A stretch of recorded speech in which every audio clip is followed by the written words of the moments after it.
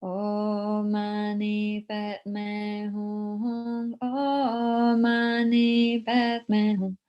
Om Mani Padme Hum. Om Mani Padme Hum.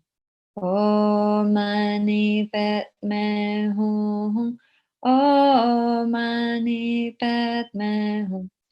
Om Mani Padme Hum. So like that, let's visualize that Chenrezig is extremely happy with our practice. A strong bodhicitta, wanting to benefit all sentient beings, bringing them to enlightenment. And he reduces in size, he comes to the crown of your head, he faces the same way as you are. From there he multiplies to stand on the head of all other sentient beings, and then he dissolves into all of us.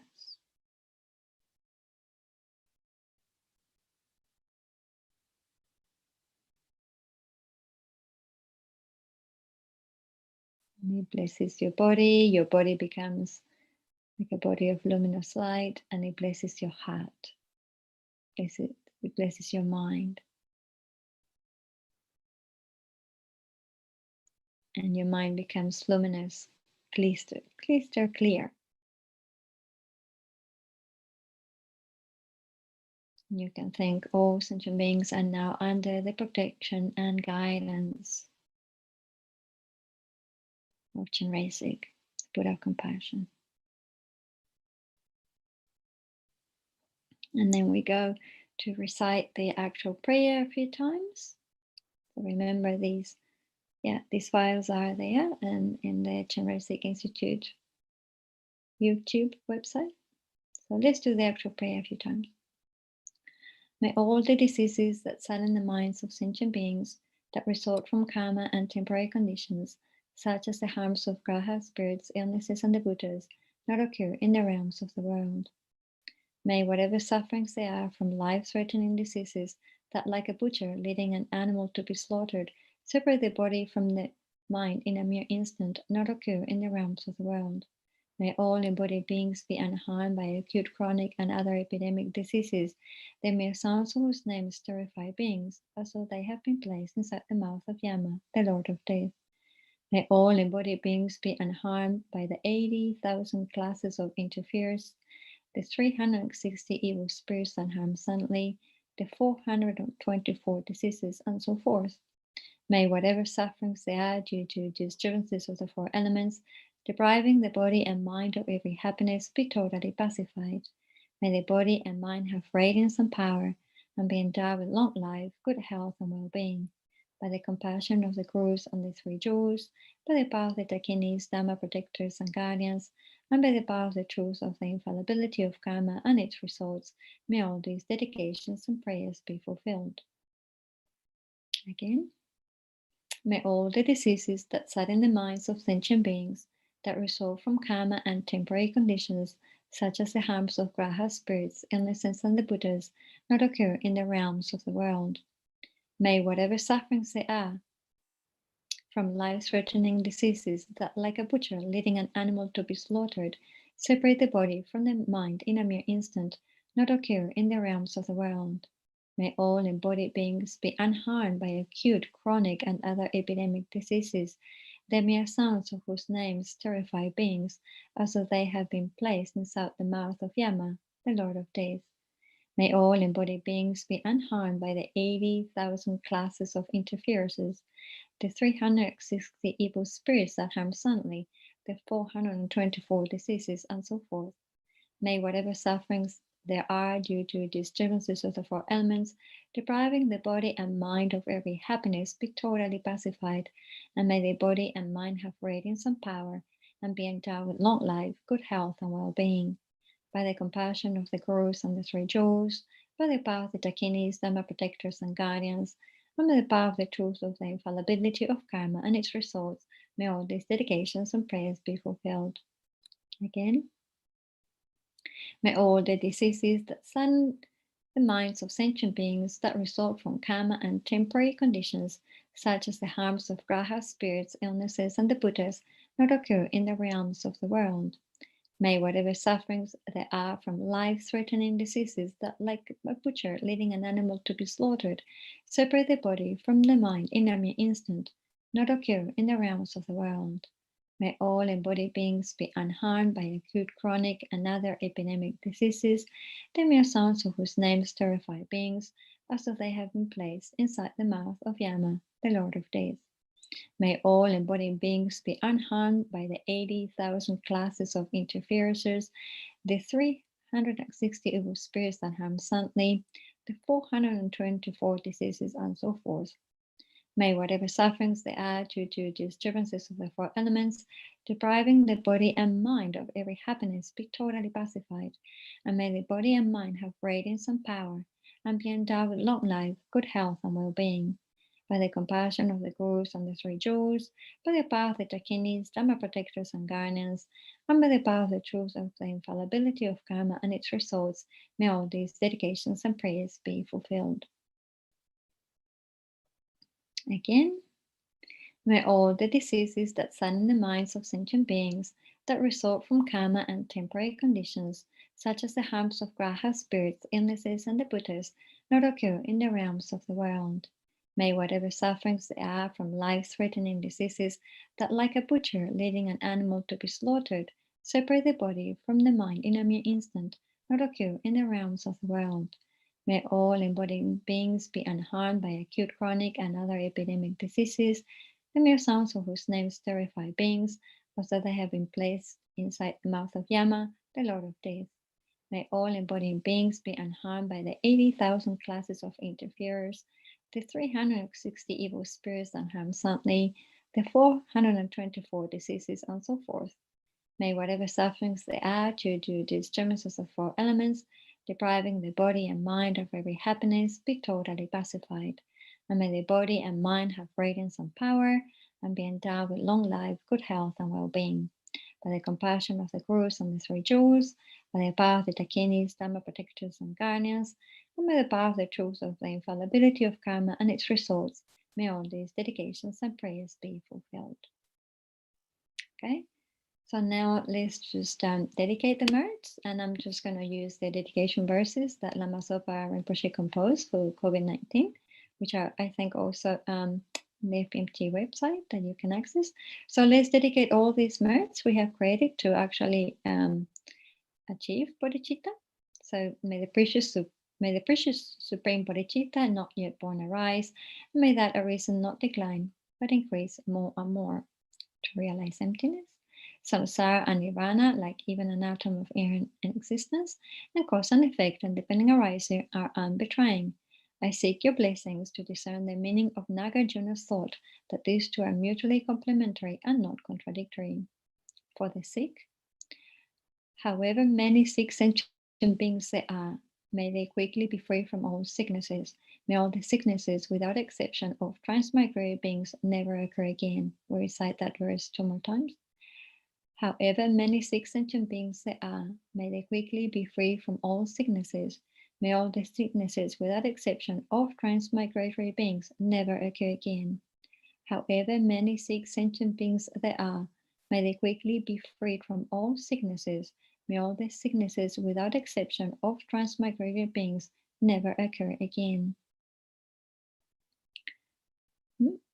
Okay, let's pray and dedicate for these merits so we can be used by sentient beings. So like the earth, water, fire, and wind, medicines and wood in the forest may always be enjoyed by all sentient beings as they like and without resistance. May I hold sentient beings as dear as my life. May sentient beings hold me most dear. May all the Nevid karma ripen on me, and may all my virtue ripen on them. So let's just seal all these merits with emptiness. Due to all the past, present, and future merits collected by me, the numberless Buddhas and the numberless sentient beings, which are completely empty of existence from the outside, may I, who am completely empty of existence from my own side, achieve the state of full enlightenment, which is completely empty of existence from its own side, and lead all sentient beings who are completely empty of existence from the outside to that state which is completely empty of existence from its own side by myself alone, while completely empty of existence from my own side. And so lastly, let's just dedicate this mass for the long life of His Holiness, incomparably kind and supreme Tenzin Gyatso, the wish-granting, wish-fulfilling jewel, source of every single benefit and happiness in this world. May you have a long life, and may all your holy wishes be spontaneously fulfilled. Gyalpo Lama Zopa Rinpoche, you who uphold the superior small way, who serve as a bountiful bearer of all, sustaining, preserving, and spreading Manjunath's victorious doctrine, who masterfully accomplish magnificent prayers, honoring the three jewels, Savior, myself, and others, your disciples, please, Rinpoche, please. Okay, thank you very much. And I'll leave you with, hi, Pandrola, is that you now? Oh, what a nice surprise. What a voice. How are you doing? I'm good. I'm really, really good. Yeah, I've been in New Zealand all this time. So I'm in a beautiful center, Mahamudra Center. So Yes. no pandemic here. We're just running retreats and courses. So yeah. You mean online? Online? No. We're doing residential. Really? There's no COVID in New Zealand. Yeah, you No have an COVID in New amazing prime minister, I must say. She's a really amazing Yeah, Jacinta Ardern. Yeah, amazing. And it's a small country, an island, so it's easy. It's very easy to contain it. Really easy to keep all the the restrictions that for travelers, not to come with COVID. So no, we're doing retreats. In a few days, we're standing up, a retreat, 20 people coming. No, it's amazing here. Yeah, I rejoice. Yeah, it's been really good. How are you, Pandrola? I'm doing well. I'm at Tushita Meditation Center, so we are also very protected here, and we are close to His Holiness, in His Holiness's mandala. So in that sense, we're fortunate compared to what is happening in the cities, especially of India. Yeah. So our Prime Minister is clearly not doing a good job. So we are really seeing the opposite end of the spectrum here in India. Yeah, the news that we receive from India, they're just like devastating. Devastating. So here, don't worry, the world is praying for you guys. Thank you. It's nice to be part of this Sangha, and nice to meet people like this, Yeah, and nice to see you, Pandrola. So you keep well, have a good session, and lots of love. You too. Bye. Okay, bye-bye.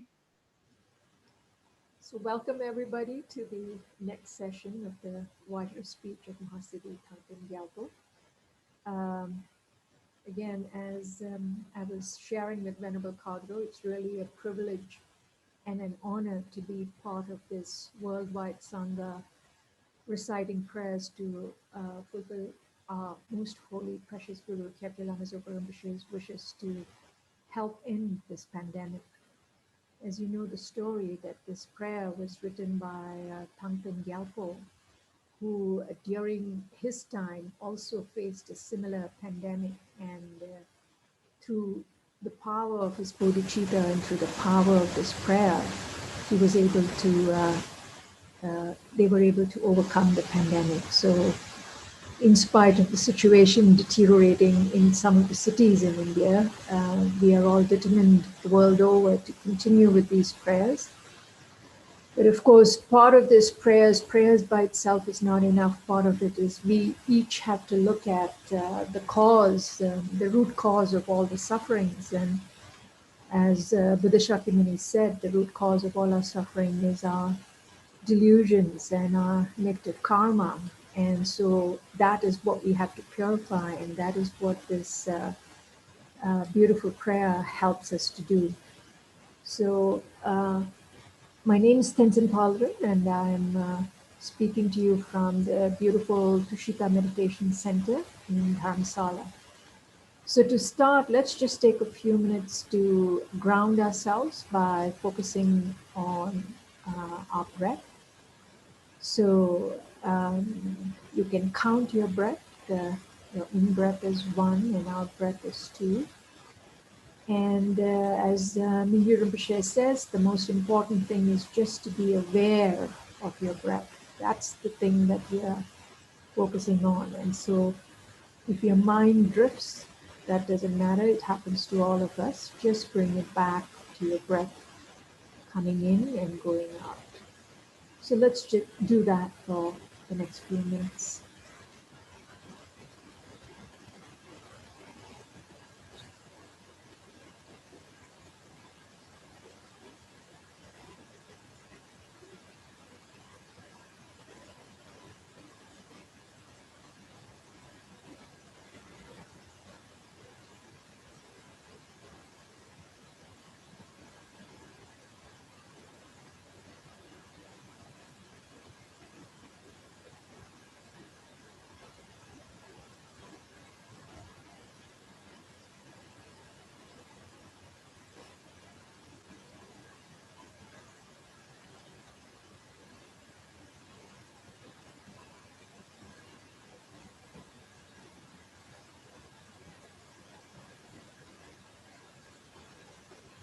And now from this quiet, open space, let's visualize in front of us our Holy Guru in the form of 1,000 arm Avalokiteshvara, 11 heads, 1,000 arms, his center two hands holding a precious jewel,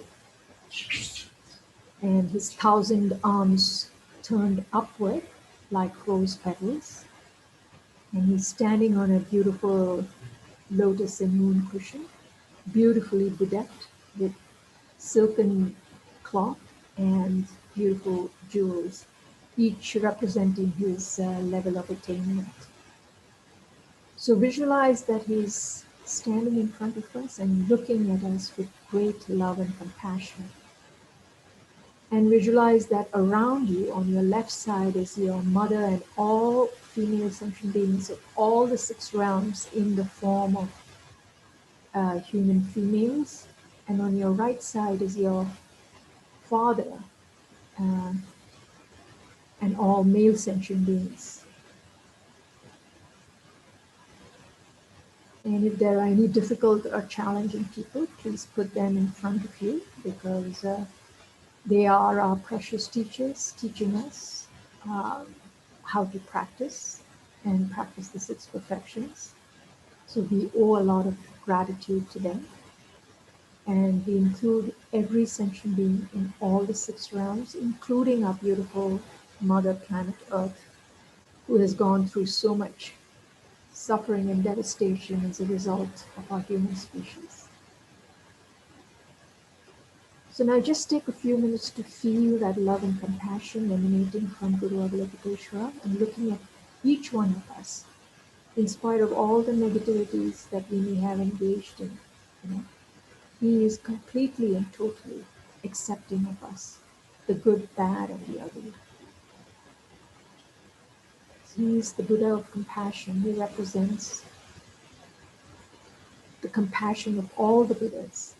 And of course, as a Buddha, he also has completely overcome his ignorance or afflictions. And so he has no other agenda than to help each one of us. And he has the skillful means to do so. So just take a few minutes to feel that presence.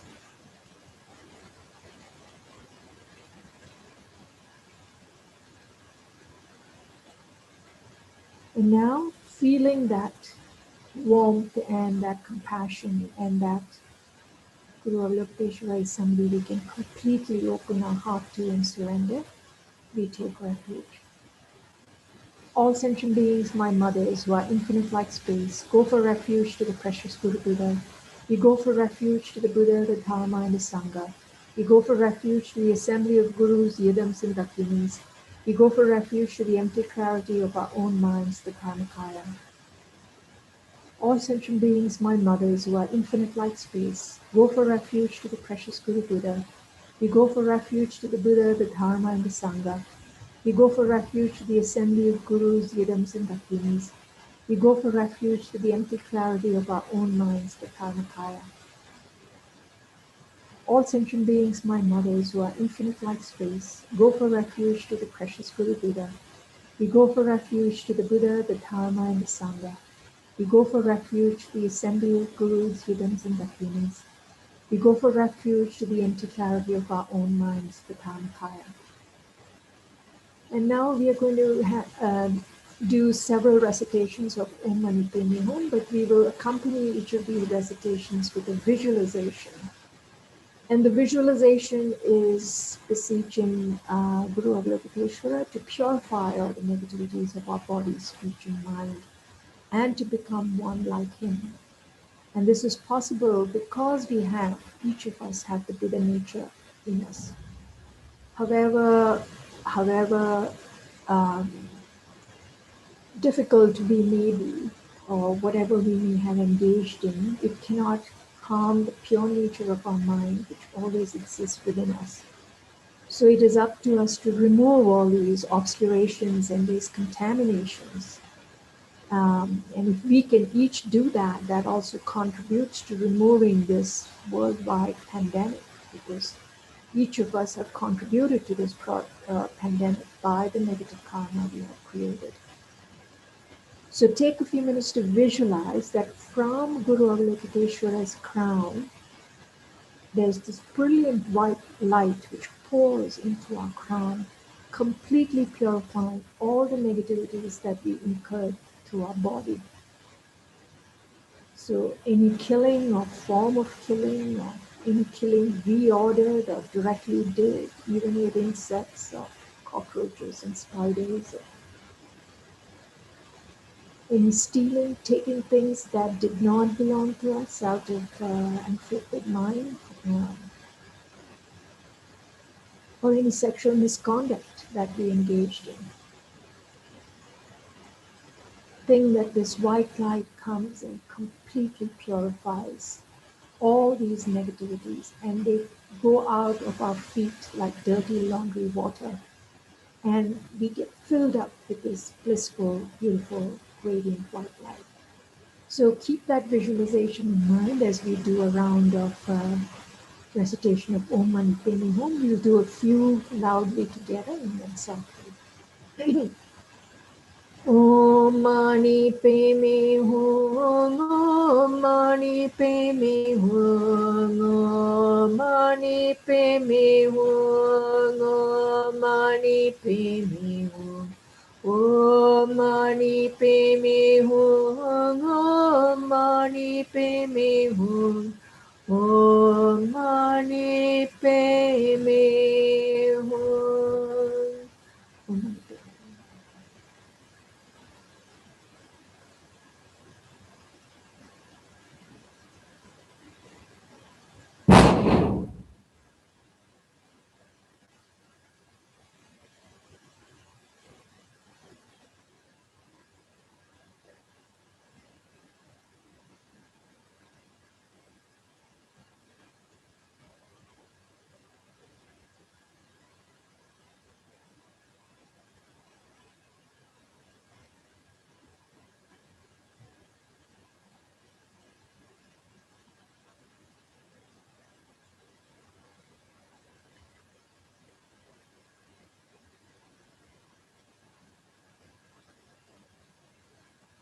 So, Om Mani Padme Hum. So take a few minutes to feel like that your body has been completely purified of all the negativities, and just experience that blissful white light.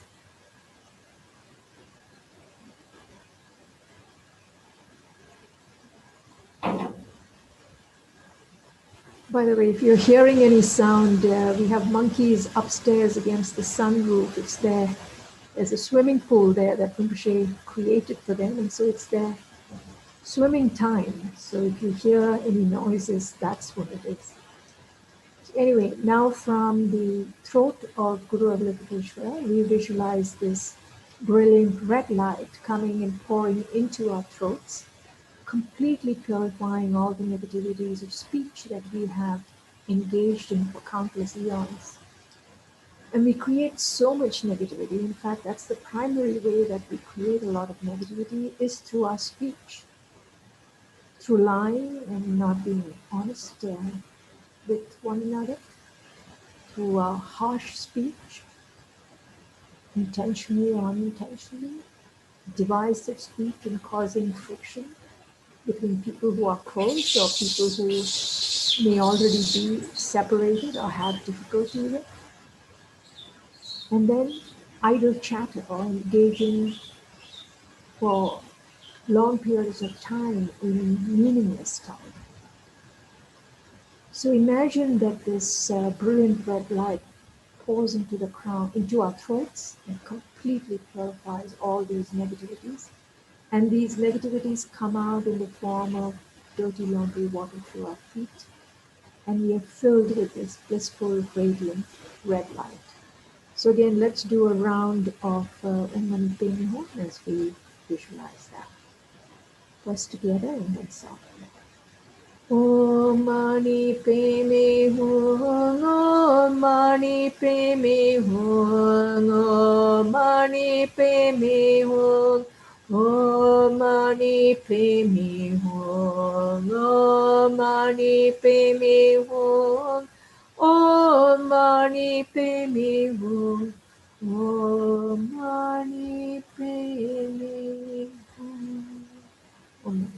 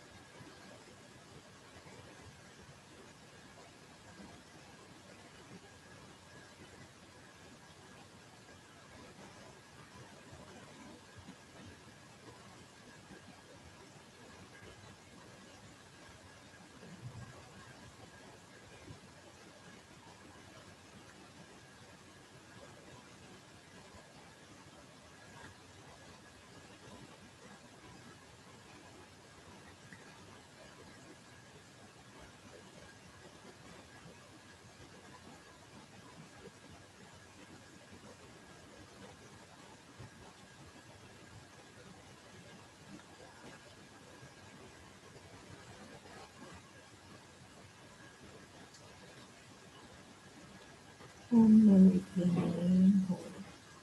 So just take a few minutes to actually believe that all the negativities from our speech, we have confessed and have been completely purified. And our throats are filled with this brilliant, radiant red light and turned into melodious speech, loving, caring, compassionate speech.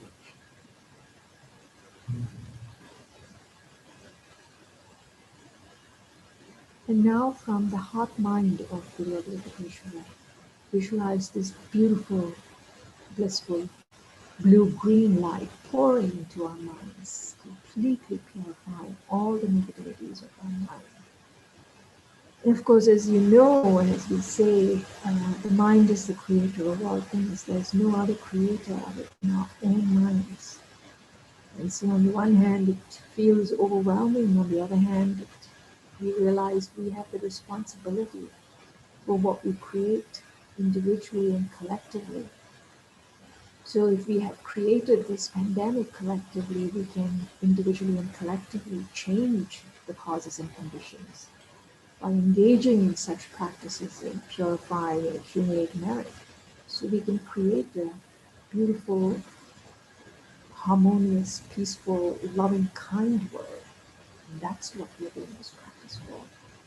So we visualize that this blue-green light purifies all our afflictions, our attachments, clinging and grasping onto things that really don't exist in the way we think they do, pushing away things, all of it based on our ignorance of there being this self, this I and mind, existing independently from its own side.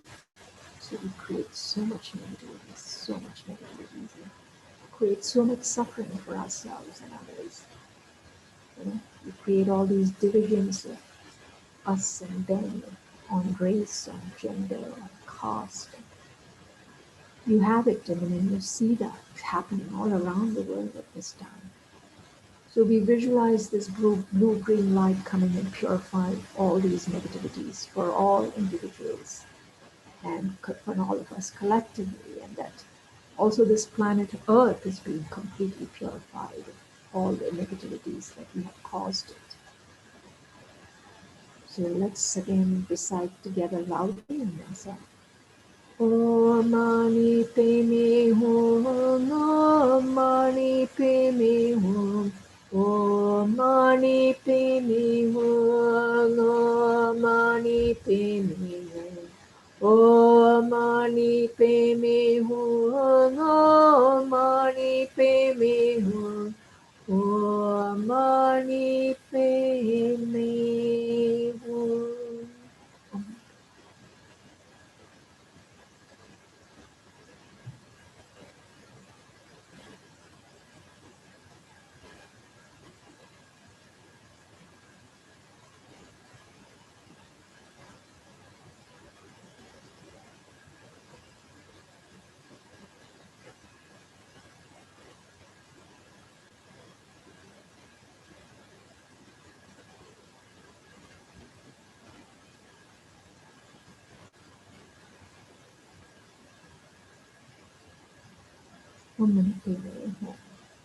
So just take a few minutes to visualize that this has actually happened, that our hearts and minds have been completely purified of all the negativities afflicted, cognitive obscurations, and we become radiant like the Buddha himself, wise, compassionate, and skillful.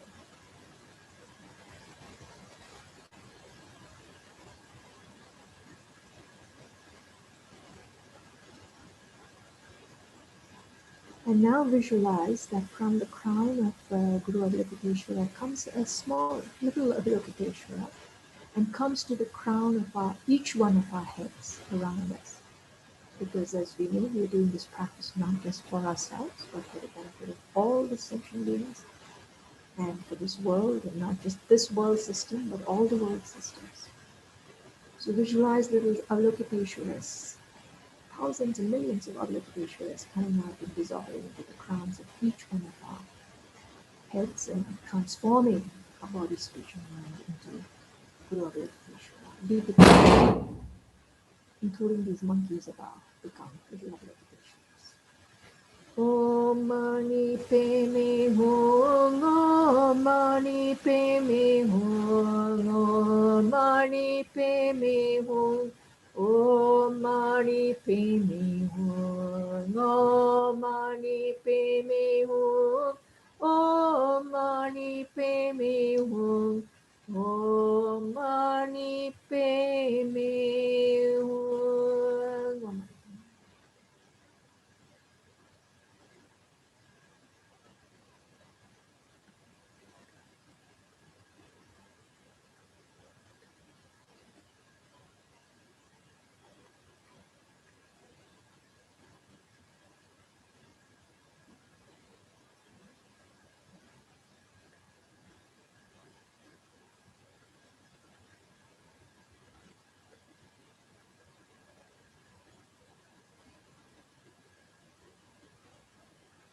Om Mani Padme Hum.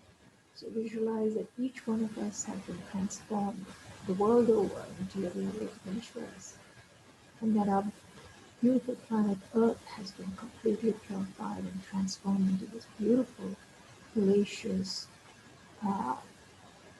home where all of us live together peacefully and harmoniously, because we act from a place of wisdom, compassion, and skillfulness. So just take a few minutes to believe that this can definitely happen and has happened for us.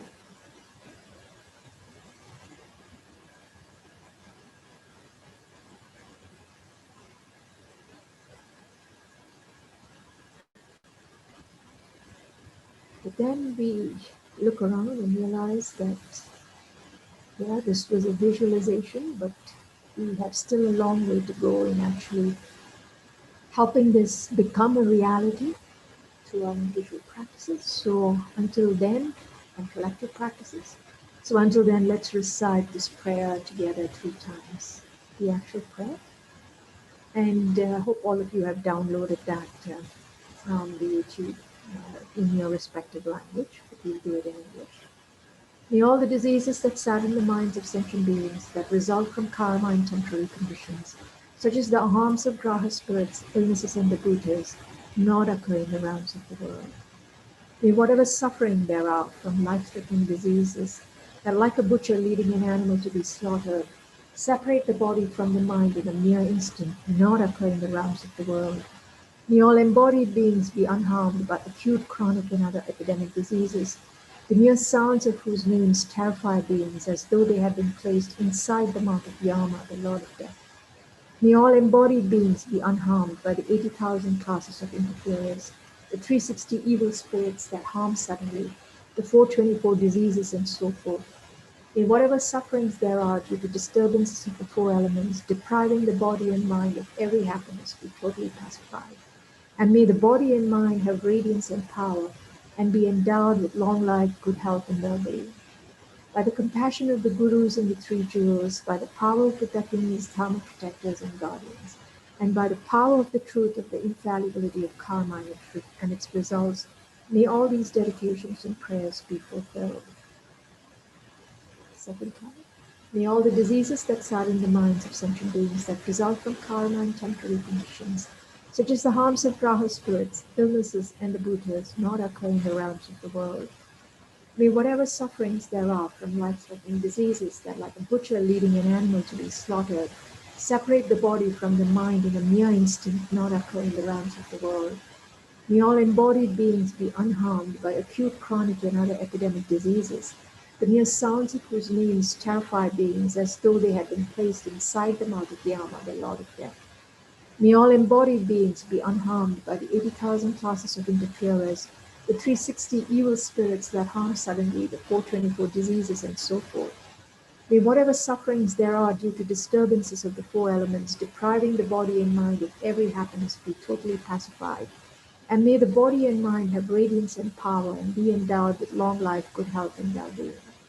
By the compassion of the Gurus and the Three Jewels, by the power of the Dakinis, Dharma protectors, and guardians, and by the power of the truth of the infallibility of karma and its results, may all these dedications and prayers be fulfilled. And for the last time, may all the diseases that sadden the minds of sentient beings that result from karma and temporary conditions, such as the harms of graha spirits, illnesses, and the bhutas, not occur in the realms of the world. May whatever sufferings there are from life-threatening diseases that, like a butcher leading an animal to be slaughtered, separate the body from the mind in a mere instant, not occur in the realms of the world. May all embodied beings be unharmed by acute, chronic, and other epidemic diseases, the mere sounds of whose names terrify beings as though they had been placed inside the mouth of Yama, the Lord of Death. May all embodied beings be unharmed by the 80,000 classes of interferers, the 360 evil spirits that harm suddenly, the 424 diseases, and so forth. May whatever sufferings there are due to disturbances of the four elements, depriving the body and mind of every happiness, be totally pacified. And may the body and mind have radiance and power, and be endowed with long life, good health, and well-being. By the compassion of the Gurus and the Three Jewels, by the power of the Dakinis, Dharma protectors, and guardians, and by the power of the truth of the infallibility of karma and its results, may all these dedications and prayers be fulfilled. Next, I'd like to recite another prayer quickly, and that is the prayer that Rinpoche recommended also. It's the prayer of the words of truth, pacifying the dangers of weapons. Om Mani Padme Hum. Great, loving, victorious one, transcendent, sublime, compassionate, eye-looking one, wrathful, victorious, Hyagriva, fully accomplished, totally pure, Jetsuntara, and so on, so forth. Merely hearing your holy names eliminates all dangers. Objects of refuge in the nature of compassion, please pay attention. When the sentient beings of the time of quarreling and 5D generations, by the explosion of the great ocean of evil karma and jealousy, are tormented by the intensive suffering of fighting and quarreling, please dry this up by the power of transcendental wisdom and compassion.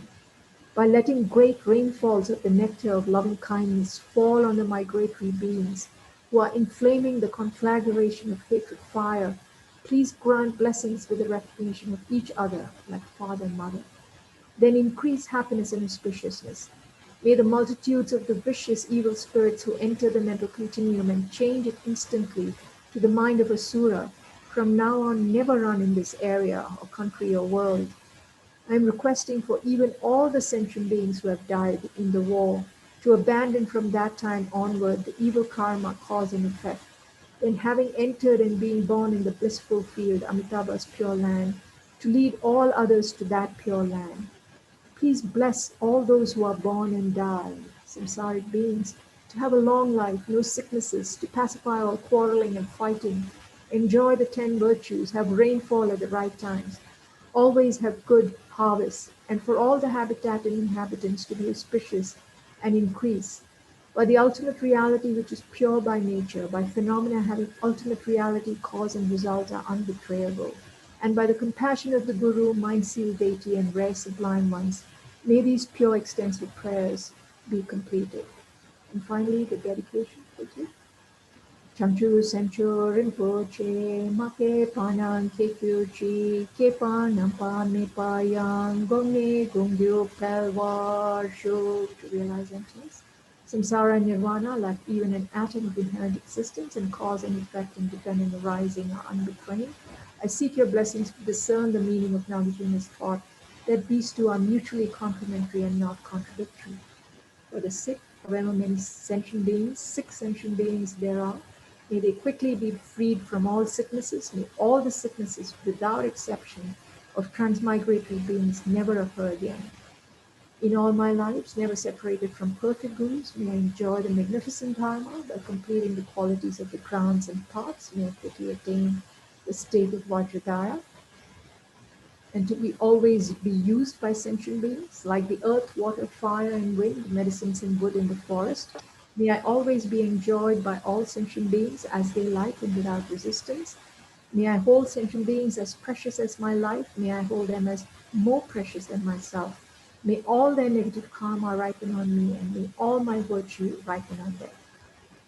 And then we seal this with emptiness due to all the past, present, and future merits collected by me, the numberless Buddhas and the numberless sentient beings, which are completely empty of existing from their own side. May I, who am completely empty of existing from my own side, achieve the state of full enlightenment, which is completely empty of existing from its own side, and lead all sentient beings who are completely empty of existing from their own side to that state which is completely empty of existing from its own side, by myself alone, who am completely empty of existing from my own side.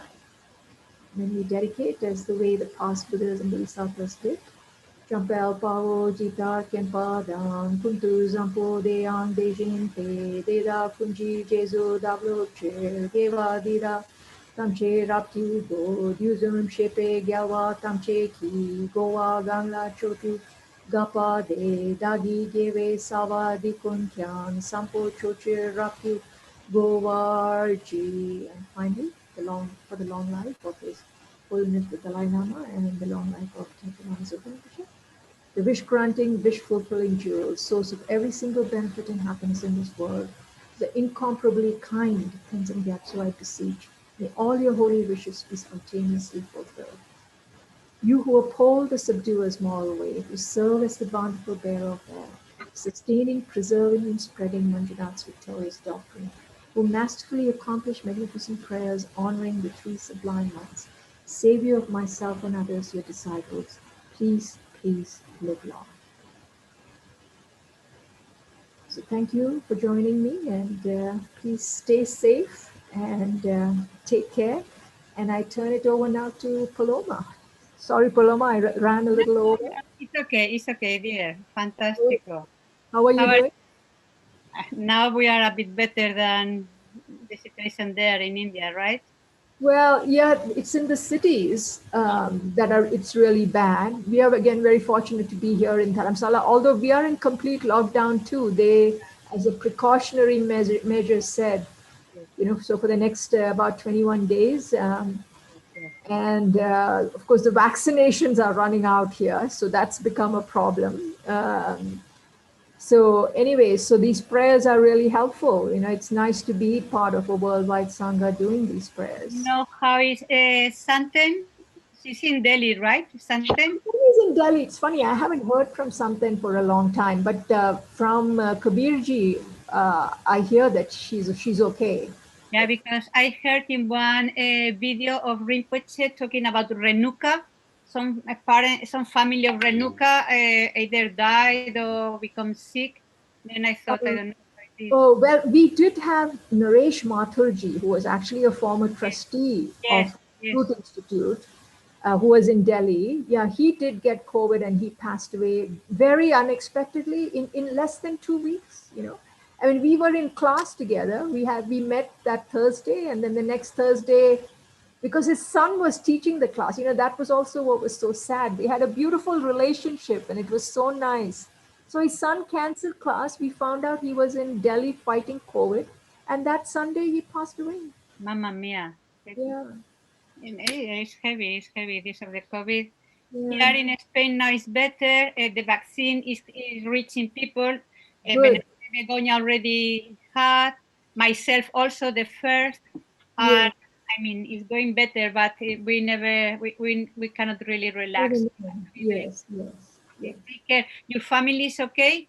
Yeah, my family is in Mumbai, but my parents, I'm very glad they got both their vaccinations and they are managing. Yeah, but yeah, Mumbai is getting better. Bangalore is the one now that's really, really badly hit, but Mumbai seems to be doing a little bit better now. So anyway, we continue with the prayers. Yes, take care, Paloma. So good seeing you. And nice Akadawa. Yes, thank you. And unfortunately, I think I will not be able to translate Serkon Rinpoche because we are very busy. I mean, I will see it, but this weekend, in fact, it's this weekend already, right? No. It's the 26th. So I think it's you still have time. Anyway, I will see because we have, as I tell you, very busy schedule. Yes, I can imagine. I rejoice at all your virtuous activities. I can do. Gracias. Chapa, Caldron. Bye bye. Gracias. Bueno, pues un saludo a todos, principalmente a los venerables que estáis aquí. Hello, a ver, esas caritas. Y a los que os unís en YouTube. Estaba diciendo, hablando con Paldron, que ya está allí en Tushita, en Dharamsala, que allí está mejor la situación, pero están totalmente confinados, 21 días, creo, pero que en Nueva Delhi y eso es un caos. Y hablábamos de un estudiante que falleció, que estaba también en el Root Institute, pero creo que ya estaba en Delhi, y un día se pone enfermo y a las 2 semanas se fue. Habían estado justo en una charla todos juntos, ahí supongo que por Zoom, estaba bien y a las 2 semanas ya está en otra vida. Y nada, que claro que están teniendo mucho cuidado y eso es nosotros. Y el problema es que allí, claro, es que son muchos en la India. Y aunque producen vacunas y tal, pero dice que faltan vacunas. Entonces, pues claro, la situación es delicada. Entonces, bueno, recemos, dediquemos ahora por ellos y por todos y que sigamos en guardia. No podemos bajar la guardia, la verdad es esa. Las cosas son así. Bueno, pues vamos a hacer la práctica, unos momentos en silencio.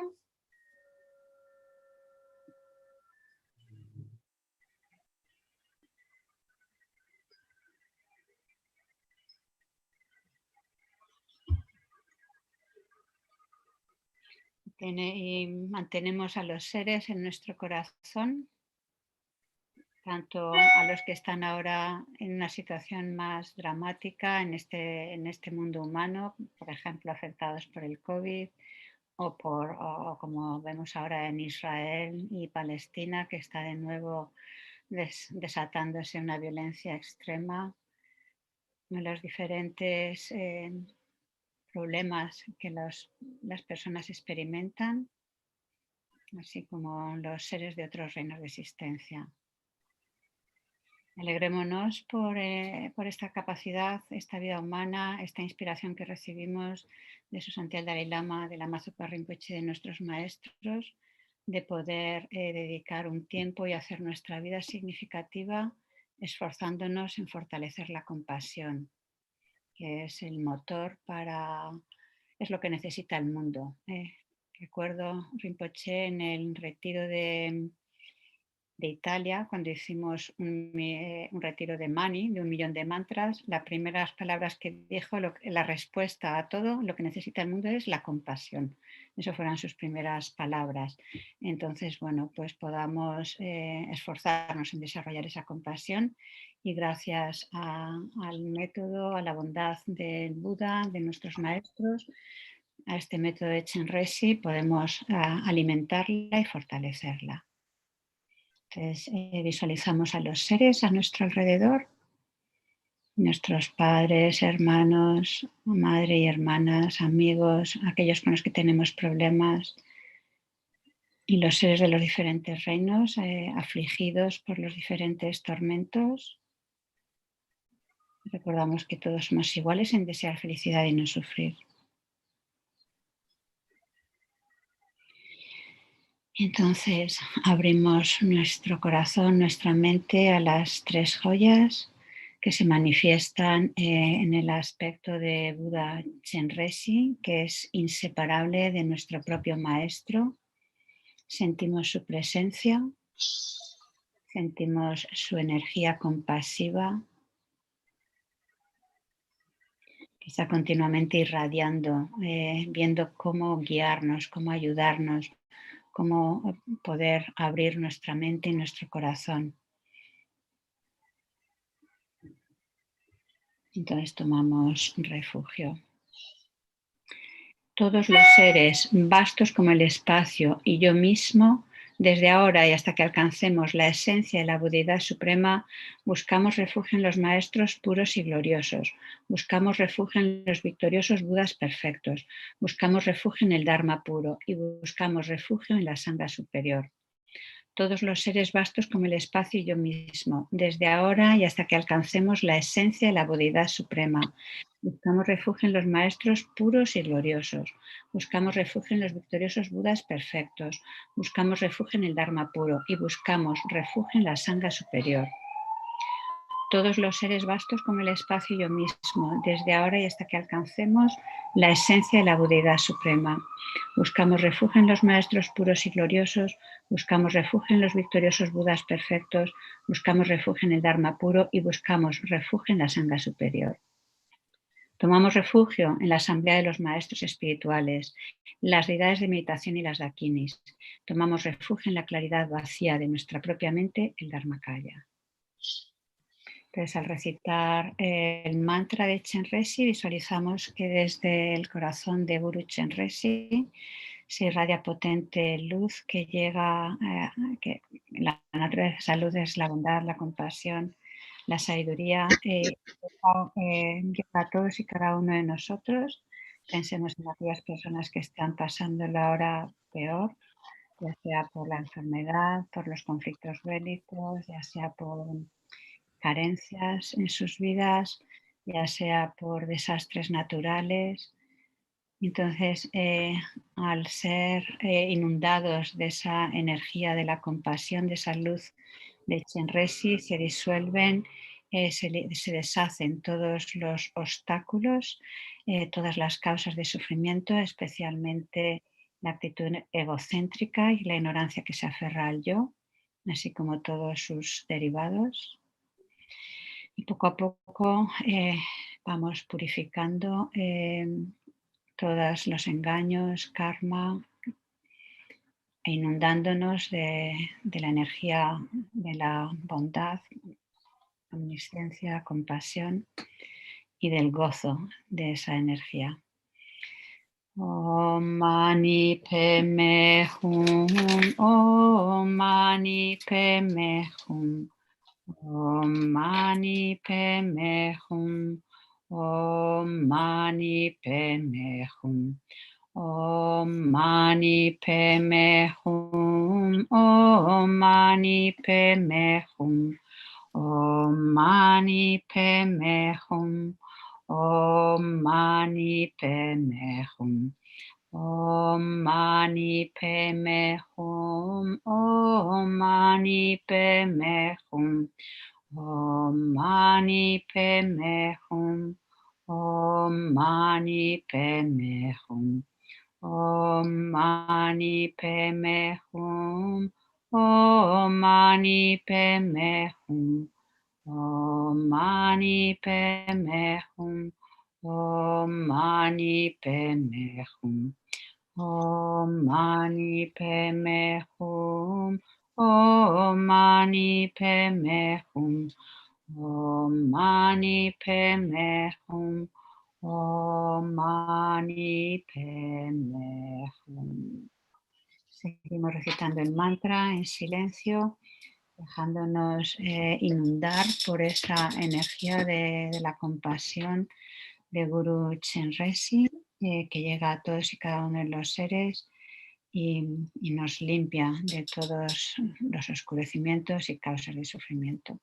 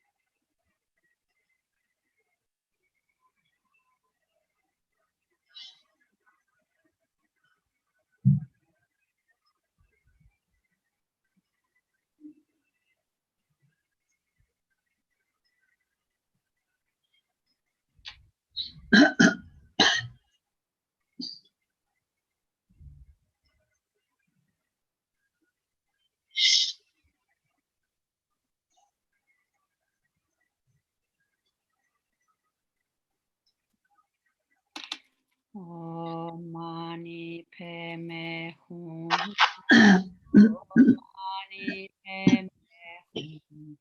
Om Mani Padme Hum.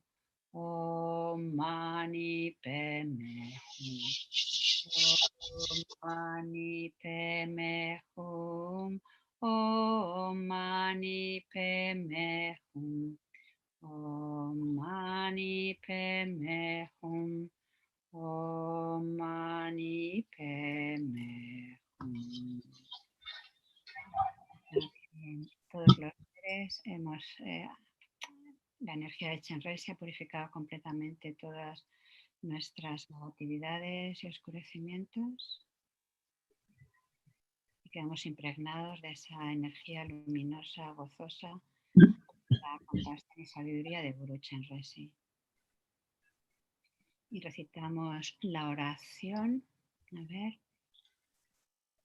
Puedan todas las enfermedades que afligen la mente de los seres y son producto del karma y condiciones temporales, tales como el mal infligido por espíritus, enfermedades y elementos, no volver a aparecer en los reinos del mundo. Puedan todos los sufrimientos que provienen de las enfermedades que amenazan la vida, como el carnicero llevando un animal al matadero, que separan el cuerpo del espíritu en un solo instante, no volver a aparecer en los reinos del mundo. Puedan todos los seres encarnados no ser tocados más por enfermedades agudas, crónicas o infecciosas, cuyo solo nombre aterroriza a los seres como si les colocaran en la boca de llama el Señor de la muerte.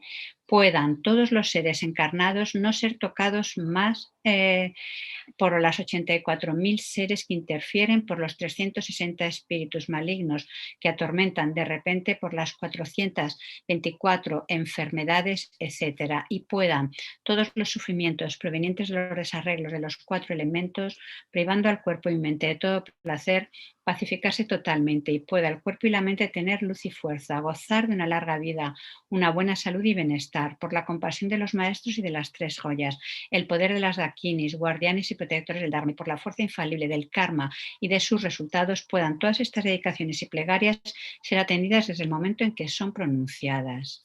Segunda repetición.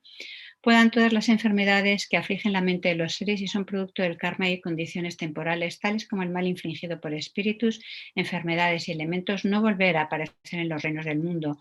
Puedan todos los sufrimientos que provienen de enfermedades que amenazan la vida, como el carnicero llevando un animal al matadero, que separan el cuerpo y el espíritu en un solo instante, no volver a aparecer en los reinos del mundo.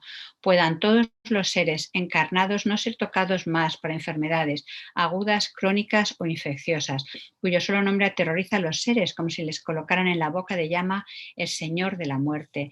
Puedan todos los seres encarnados no ser tocados más afectados por los 84.000 seres que interfieren, por los 360 espíritus malignos que atormentan de repente, por las 424 enfermedades, y puedan todos los sufrimientos provenientes de los desarreglos de los 4 elementos, privando al cuerpo y mente de todo placer, pacificarse totalmente, y pueda el cuerpo y la mente tener luz y fuerza, gozar de una larga vida, una buena salud y bienestar, por la compasión de los maestros y de las 3 joyas, el poder de las dakinis, guardianes y protectores del Dharma, y por la fuerza infalible del karma y de sus resultados, puedan todas estas dedicaciones y plegarias ser atendidas desde el momento en que son pronunciadas. Última repetición. Puedan todas las enfermedades que afligen la mente de los seres y son producto del karma y condiciones temporales, tales como el mal infligido por espíritus, enfermedades y elementos, no volver a aparecer en los reinos del mundo. Puedan todos los sufrimientos que provienen de enfermedades que amenazan la vida, como el carnicero llevando un animal al matadero, que separan el cuerpo del espíritu en un solo instante, no volver a aparecer en los reinos del mundo. Y puedan todos los seres encarnados no ser tocados más por enfermedades agudas, crónicas o infecciosas, cuyo solo nombre aterroriza a los seres como si les colocaran en la boca de llama el Señor de la muerte. Puedan todos los seres encarnados no ser más afectados por los 84.000 seres que interfieren, por los 360 espíritus malignos que atormentan de repente, por las 424 enfermedades, etc. Y puedan todos los sufrimientos provenientes de los desarreglos de los 4 elementos, privando al cuerpo y mente de todo placer, pacificarse totalmente. Pueda el cuerpo y la mente tener luz y fuerza, gozar de una larga vida, una buena salud y bienestar, por la compasión de los maestros y de las tres joyas, el poder de las dakinis, guardianes y protectores del Dharma, y por la fuerza infalible del karma y de sus resultados, puedan todas estas dedicaciones y plegarias ser atendidas desde el momento en que son pronunciadas. Recitamos la alabanza, la súplica Chenrezig. Tesoro de compasión, por favor, préstame atención. Te ruego que me guíes a mí y a todos los padres y madres de los 6 reinos para ser rápidamente liberados del gran océano del samsara. Te suplico que pueda crecer la mente del despertar inigualable, vasta y profunda, con las lágrimas de tu gran compasión. Te ruego que limpies todos mis engaños y karma y por favor condúcenos con tu mano de compasión a mí y a los errantes a los campos de gozo. Por favor, Amitabha y Chenrezig, sed nuestros amigos virtuosos en todas nuestras vidas, mostradnos bien el camino puro e inequívoco y llevadnos rápidamente al estado de Buda. Recitamos, visualizamos primero que Guru Chenrezig se disuelve, una réplica de Guru Chenrezig se disuelve en cada uno de nosotros y en todos los seres. Pensemos especialmente en los que están ahora afligidos por la enfermedad o por la pérdida de algún ser querido o por la carencia de recursos o por los diferentes problemas. Y nuestra mente se unifica con la sagrada mente de Chenrezig.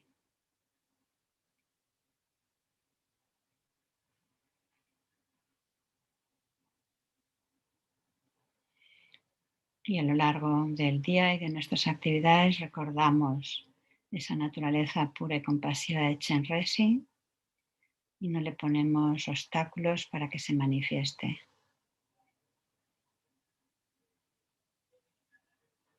Recitamos 7 veces el mantra del Logyoma.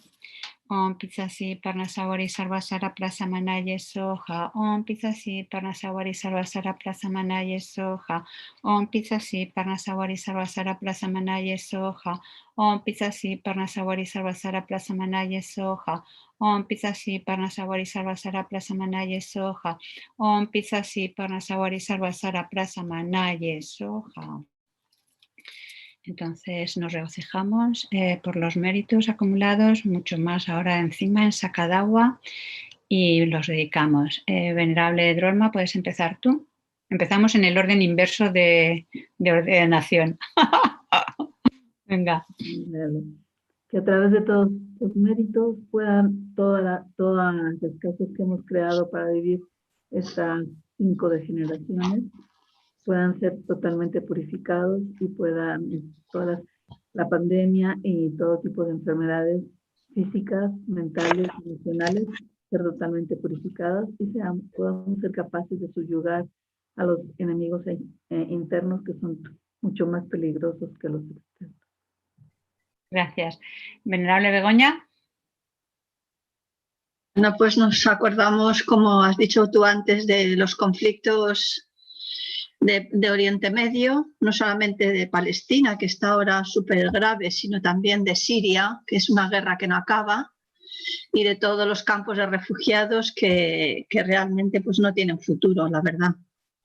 Y nada, que seamos mucho más empáticos y mucho más sensibles a la situación de estas personas y que en este primer mundo pues sepamos ayudar con eficacia.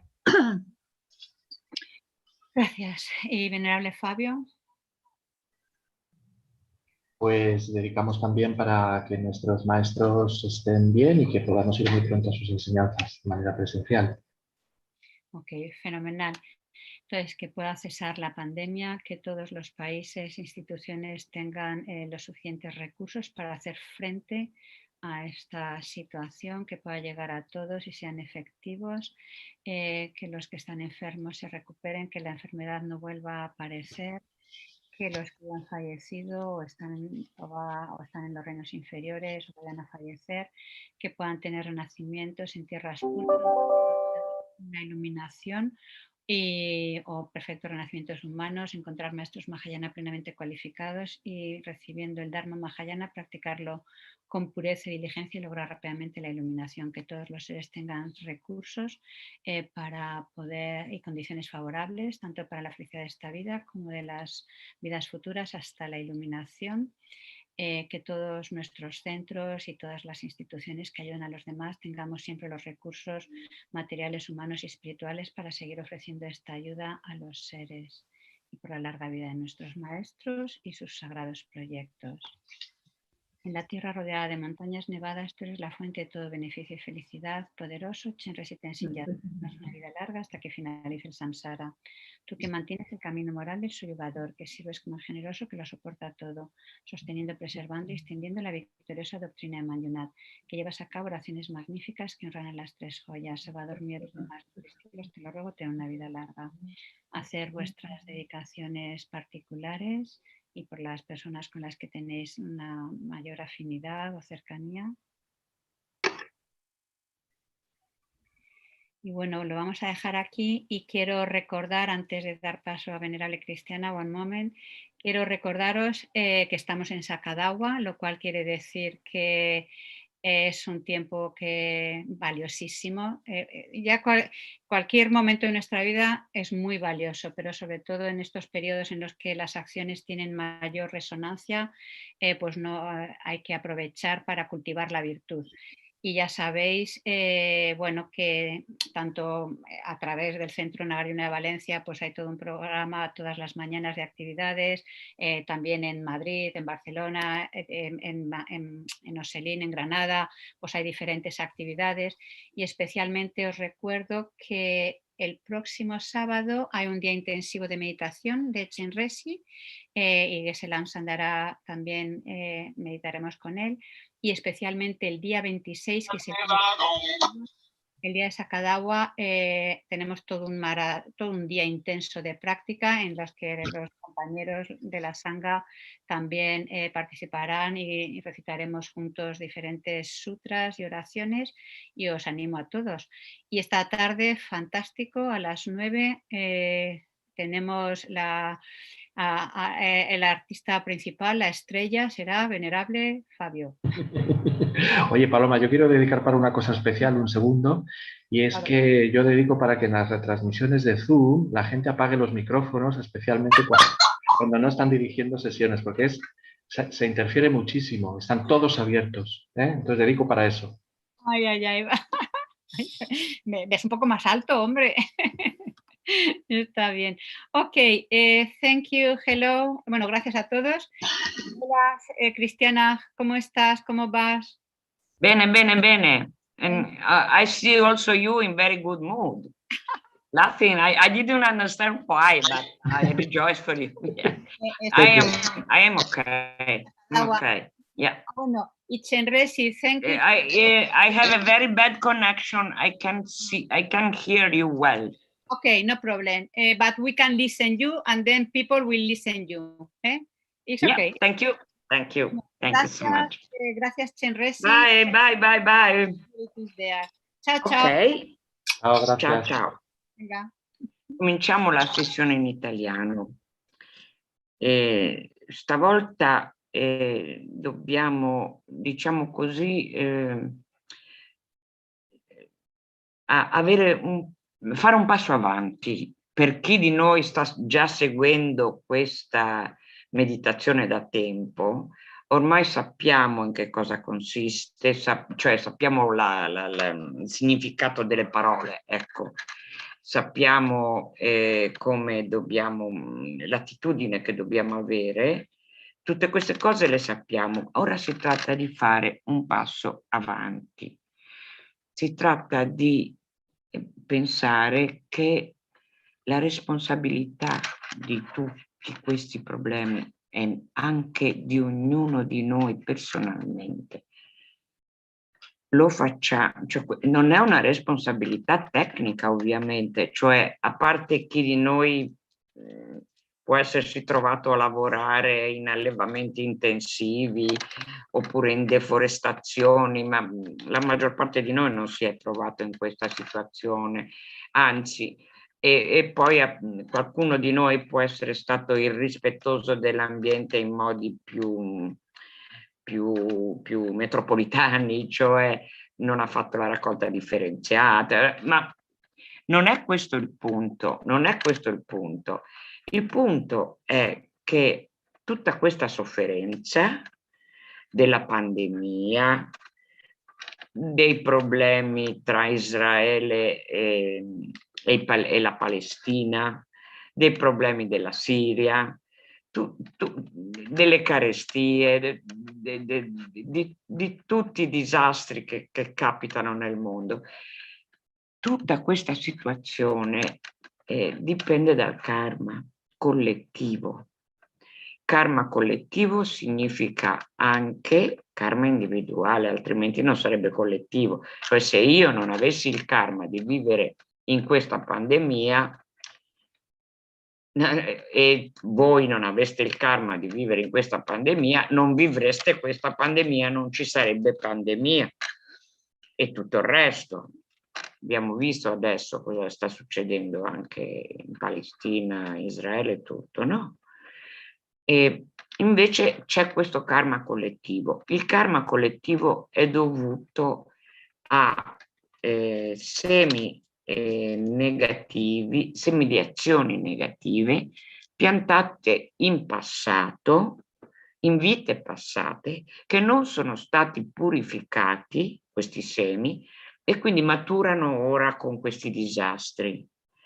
Oppure il karma collettivo dipende anche dalla vita che abbiamo fatto fino ad ora, dalla nostra indifferenza rispetto a scelte politiche crudeli, eccetera. Questo potremmo averlo fatto anche solo in questa vita. Ok, allora quella che è la nostra responsabilità personale è di impegnarci a purificare il nostro karma negativo individuale, impegnarci a sviluppare le qualità positive individuali e mandare tramite l'aiuto di tutti i Buddha, come stiamo per fare con questa pratica, mandare l'energia positiva della purificazione che abbiamo compiuto e dell'accumulo di energia positiva che abbiamo generato per le qualità positive, amore, compassione, eccetera, e mandare tutta questa energia a tutti gli infiniti esseri senzienti, perché siano invogliati a fare lo stesso. Sapete bene che nel buddismo, non, tranne che in certi settori del buddismo a cui non appartengo, nel buddismo non si fa proselitismo, cioè non si tratta di andare dai nostri amici e dirgli: oh, tu devi purificare, vieni agli insegnamenti del Lama, tu devi accumulare qualità positive, è colpa tua se c'è la pandemia. Non si tratta di questo, attenzione. Si tratta di praticare ora, in questo istante che cominciamo la sessione, di praticare per tutti gli esseri senzienti, e la sadhana è fatta esattamente per questo, con questa struttura, di metterci in contatto con tutti i Buddha mentre facciamo la pratica e tramite questo contatto usufruire delle loro qualità, dei Buddha, delle loro capacità di aiutare gli esseri. Ok? Quindi noi non ci vediamo come persone limitate che non possono fare praticamente niente, al di là di qualche gesto che, diciamo così, per placare il nostro dispiacere nel vedere queste situazioni. Non è questa la posizione giusta quando si pratica. La posizione giusta è entrare in contatto con tutti i Buddha dei tre tempi, passato, presente e futuro. Sappiamo bene che tutti i Buddha dei tre tempi hanno generato la perfetta capacità di aiutare gli altri. E in che modo? Il modo elettivo qual è? È quello di far loro sapere che possono purificare il loro karma negativo. È possibile, è fantastica sta cosa, dai. Possiamo purificare il nostro karma negativo, possiamo accumulare le qualità positive. Questo i Buddha hanno la capacità di farlo sapere agli esseri. E per questo motivo i Buddha usano anche mezzi, diciamo così, che agganciano gli esseri alla dottrina del Buddha, cioè come si manifestano i Buddha in modi estremamente attraenti, estremamente gentili, estremamente persuasivi, hanno una parola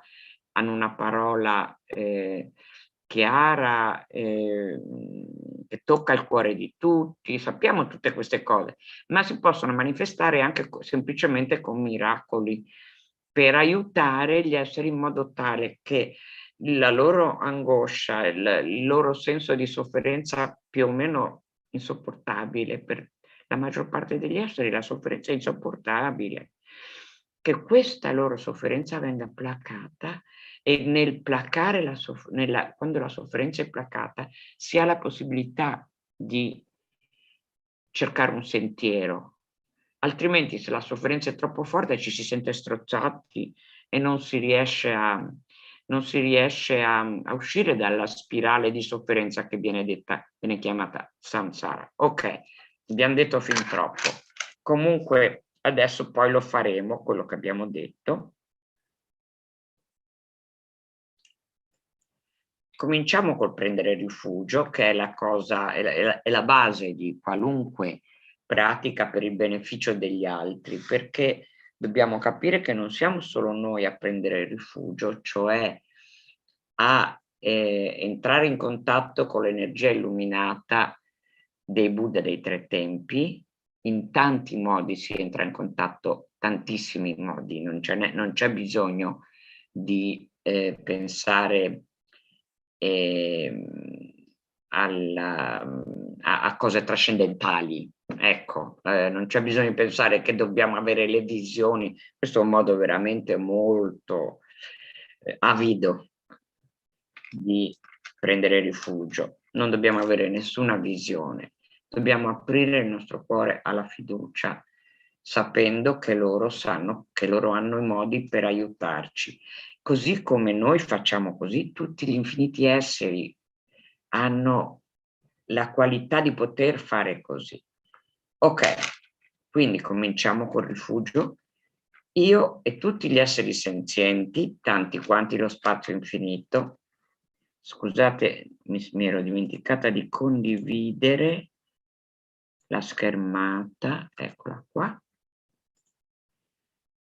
Io e tutti gli esseri senzienti, tanti quanti lo spazio infinito, prendiamo rifugio nel prezioso Guru Buddha, Maestro Buddha. Per chi ha già un maestro qualificato, erede del lignaggio puro della trasmissione da Buddha Sakyamuni in poi, storicamente fino ad ora, è facile capire cosa significa questa formula. Per chi non ha ancora un maestro Buddha in carne ed ossa, prendere rifugio è ancora più importante, perché se possibile, perché significa: Maestro Buddha, presentati a me.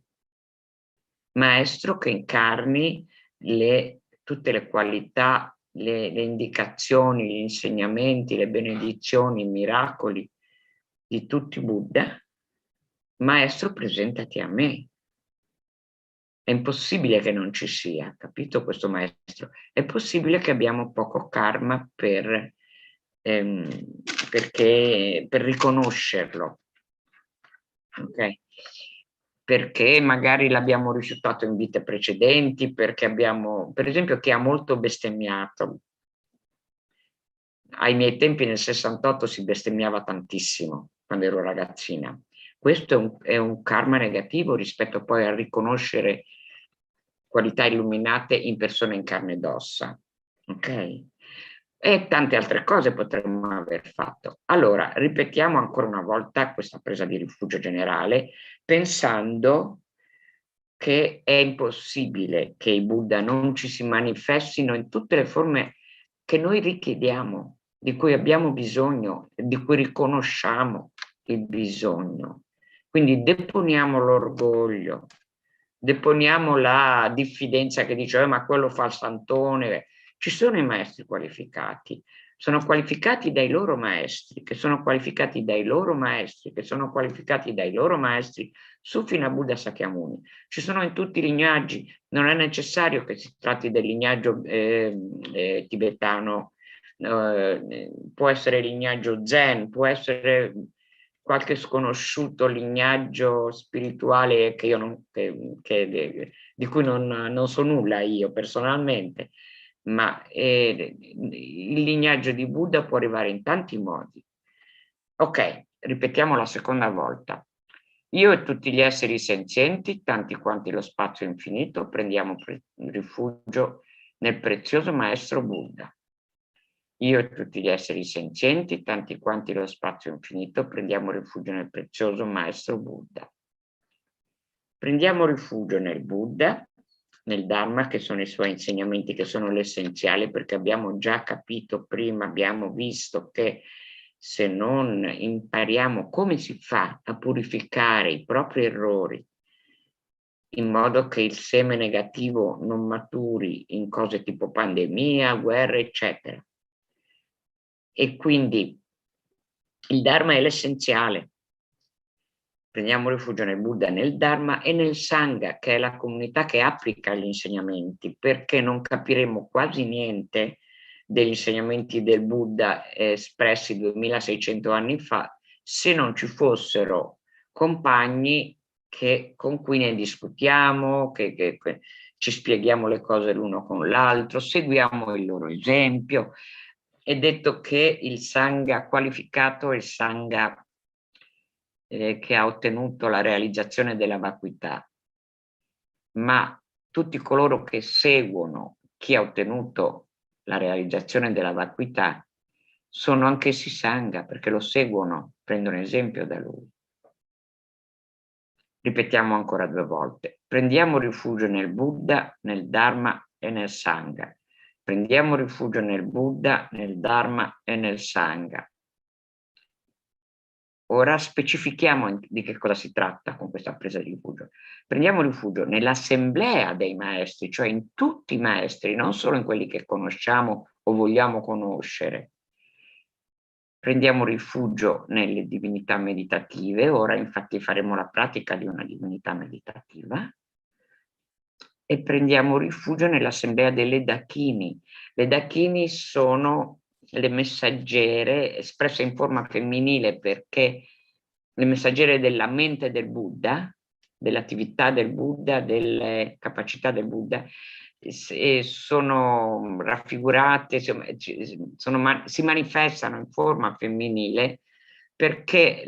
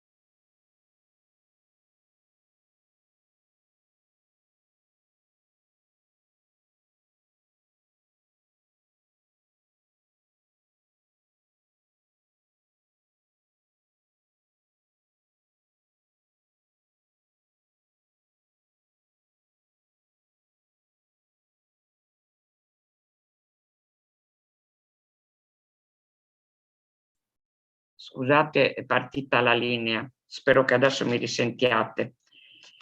Ripetiamo ancora, prendiamo rifugio nell'assemblea dei guru, delle divinità meditative e delle Dakini. Prendiamo rifugio nell'assemblea dei guru, delle divinità meditative e delle Dakini. Prendiamo rifugio nella chiarezza vuota delle nostre menti, il Dharmakaya.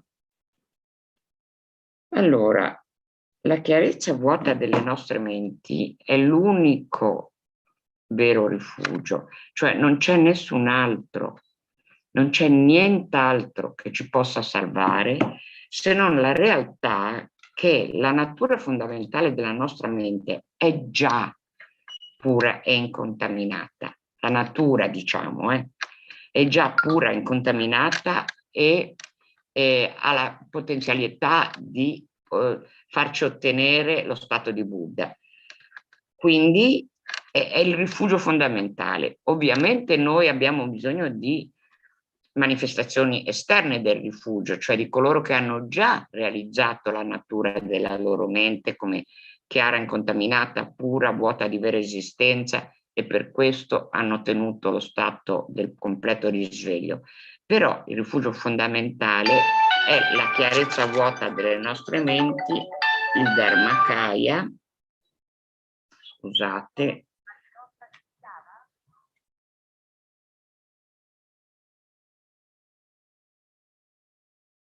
scusate veramente, ho cercato di attivare l'hotspot del cellulare perché il modem non funzionava e così il cellulare adesso si è messo a suonare. Scusate. Prendiamo rifugio nella chiarezza vuota delle nostre menti, il Dharmakaya. Prendiamo rifugio nella chiarezza vuota delle nostre menti, il Dharmakaya.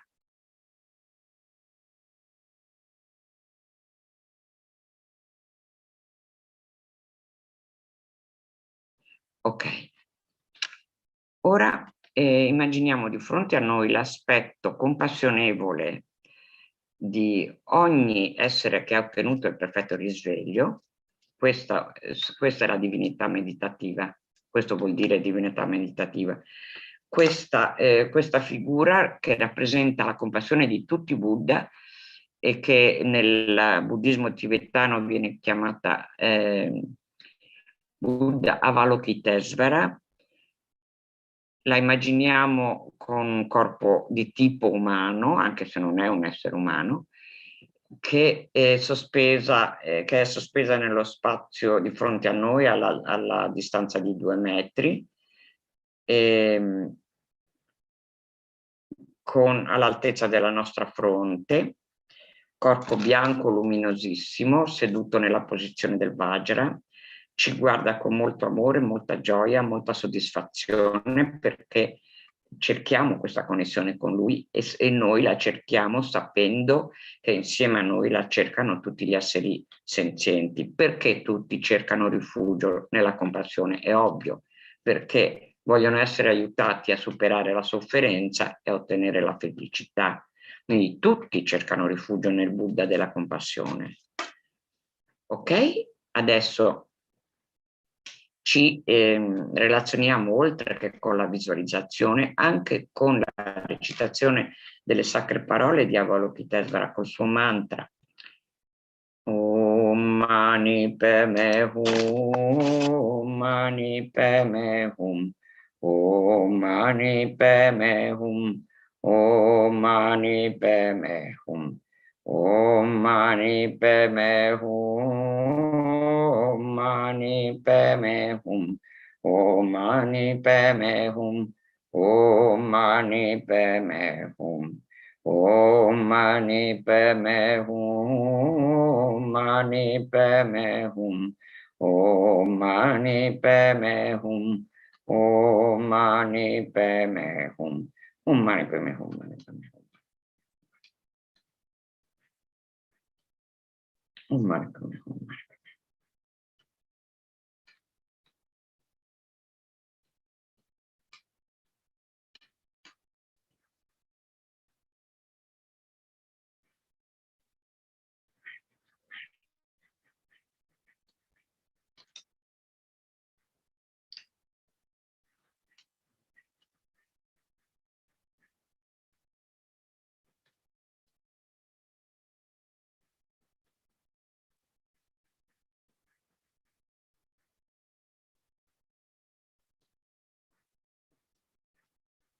Om Mani Padme Hum. Per il potere della nostra visualizzazione, per il potere di avere immaginato insieme a noi tutti gli esseri senzienti che prendono rifugio, per il potere di aver recitato il mantra, dal corpo di Buddha Avalokitesvara, da ogni suo poro, si emanano infiniti raggi di luce che entrano in noi stessi e in tutti gli infiniti esseri purificandoli dal loro karma negativo, dando loro tutte le qualità positive e facendo realizzare loro lo stato della completa liberazione da ogni sofferenza. Quindi in noi, in ognuno di noi che pratichiamo ora in questa sessione di Zoom e negli altri, entra questa luce, visualizziamo per 1 minuto.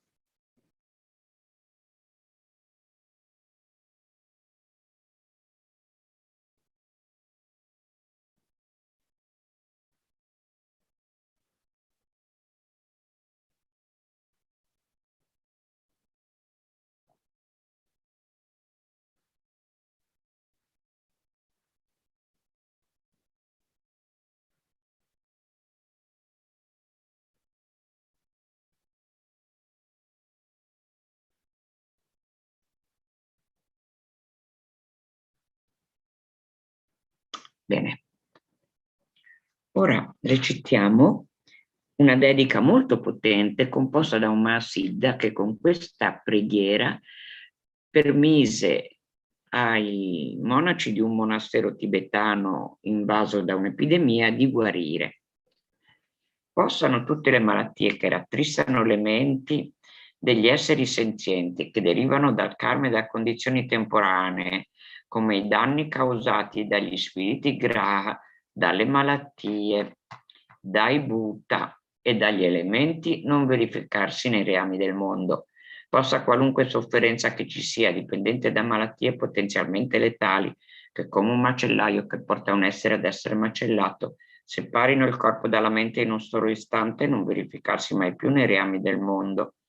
Possano tutti gli esseri incarnati essere illesi da malattie croniche, acute e altre malattie infettive. Il semplice suono dei cui nomi terrorizza gli esseri come se fossero collocati nella bocca di Yama, signore della morte. Possano tutti gli esseri incarnati non essere danneggiati dalle 80.000 classi di interferenze dannose, dai 360 spiriti maligni che danneggiano improvvisamente, dalle 424 malattie e così via. Qualunque sofferenza ci sia dovuta a disturbi causati dai 4 elementi che privano corpo e mente di ogni piacere, possa essere totalmente pacificata, che corpo e mente abbiano splendore e potere, siano dotati di lunga vita, buona salute e benessere. Con la compassione dei guru e dei 3 rari e supremi, con il potere delle dakini, dei protettori del Dharma e dei guardiani, con la forza dell'infallibilità del karma e dei suoi risultati, possano queste molte dediche preghiere essere soddisfatte appena vengono pronunciate.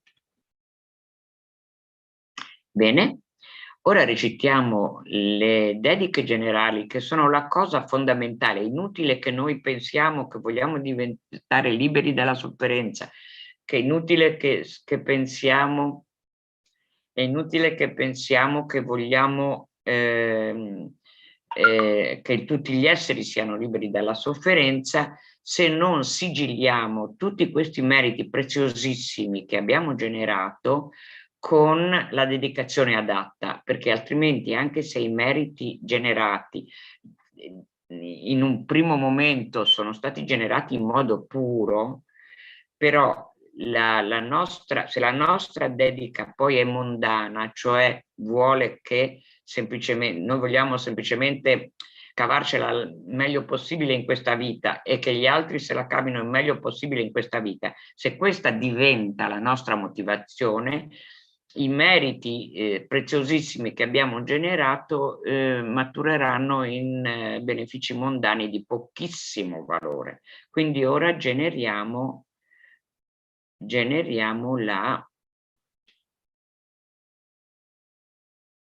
la dedica pura. Un secondo. Ok.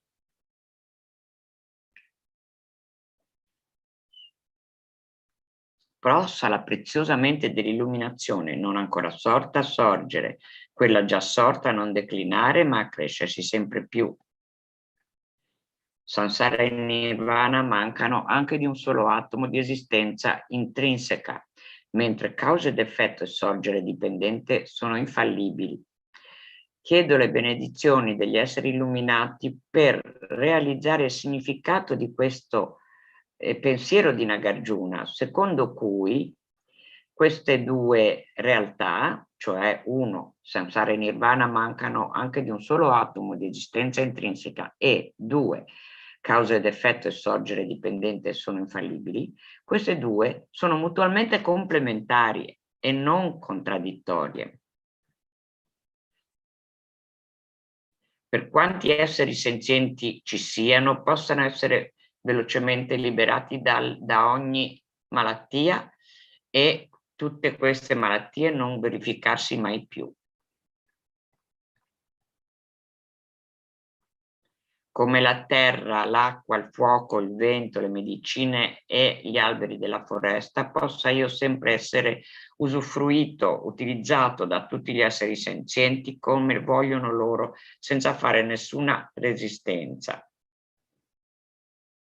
Possa io diventare un gioiello che esaudisce i desideri e un albero che concede tutti i beni che sono desiderati, soddisfacendo così le speranze di tutti gli esseri migratori. Possano gli esseri, tramite il mero udirmi, vedermi, pensare a me, ricordarmi, toccarmi, parlarmi, essere guariti istantaneamente da ogni sofferenza e possa esserci per loro felicità per sempre.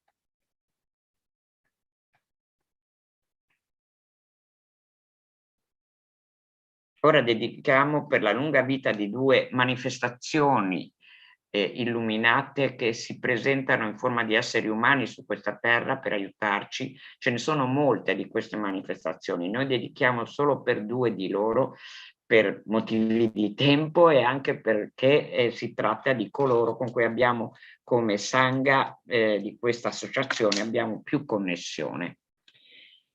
Tu che sei il gioiello che soddisfa tutti, questa è Sua Santità il Dalai Lama, tu che sei il gioiello che soddisfa tutti i desideri, sorgente di ogni beneficio e felicità in questo mondo, incomparabilmente gentile supremo Tenzin Gyatso, possa tu avere lunga vita e i tuoi santi desideri essere spontaneamente soddisfatti. Per Lama Zopa Rinpoche, tu che sostieni la moralità del soggiogatore, tu che servi come potente aiuto per tutti, supportando, preservando e diffondendo la vittoriosa dottrina di Mangiusri, tu che magistralmente compi magnifiche preghiere che onorano i tre gioielli, Salvatore di me stesso e degli altri tuoi discepoli, ti prego, vivi a lungo.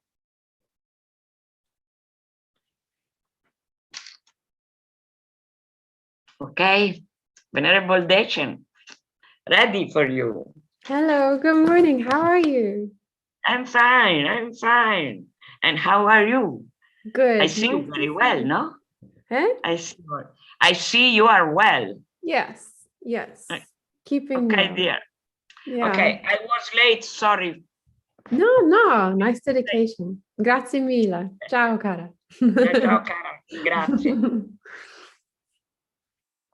Okay. So now we switch into English.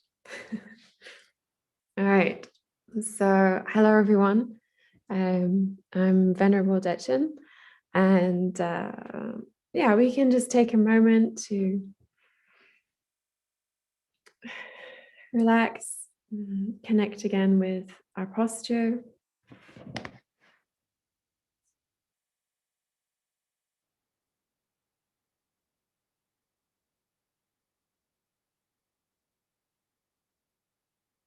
Feel the support of the chair we're sitting on or the ground we're sitting on.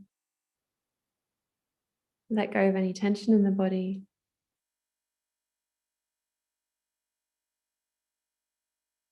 And take a deep breath in.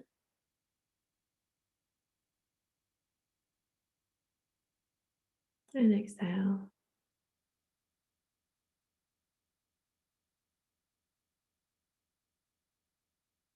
Inhaling peace and exhaling love.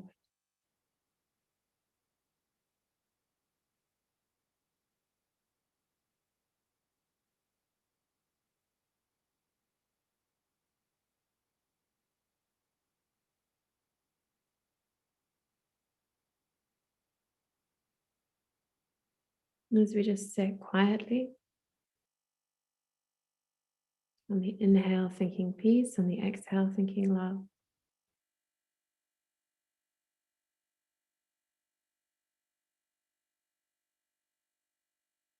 As we do this, something starts to soften.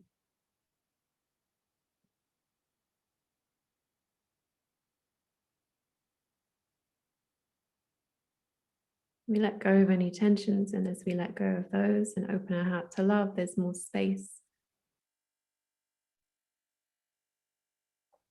We become aware of all the sentient beings who, like us, want to be happy. They're not so different from us. They have the same worries, the same aspirations.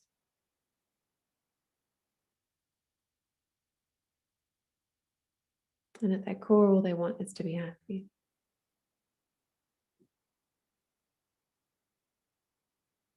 And everything they do is for that happiness.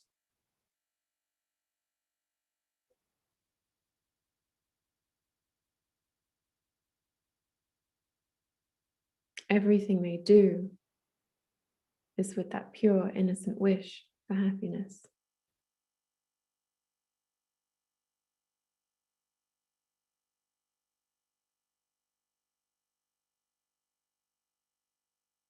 But that's not always what they get.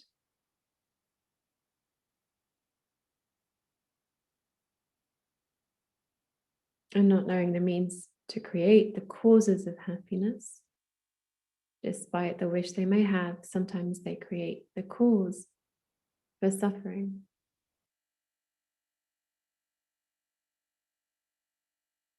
And it's not their fault. We don't blame anybody. It's like blaming a child.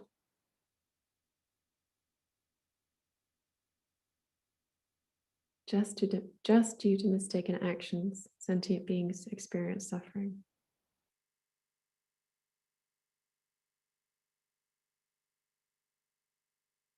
And so, like a loving mother, because we've met the Dharma and we have refuge, and we've been taught means to create the causes of happiness, we take the responsibility for helping all our brother and sister, mother, father, sentient beings.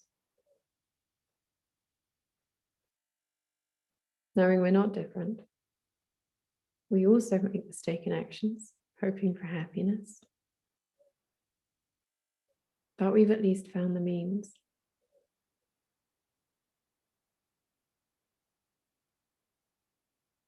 Somehow in this lifetime we won the lottery, we met precious teachers, and we found the means to create the causes of happiness.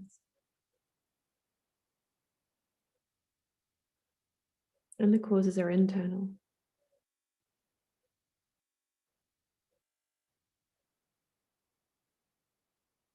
And they're so simple.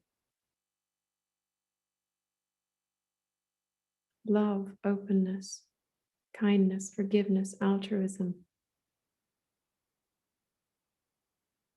And anything that knocks down those rigid walls and weapons that we build around our heart will be a cause for happiness.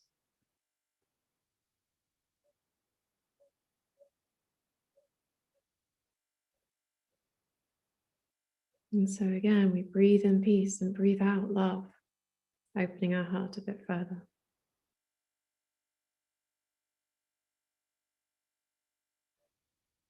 Extending the energy of love beyond ourselves.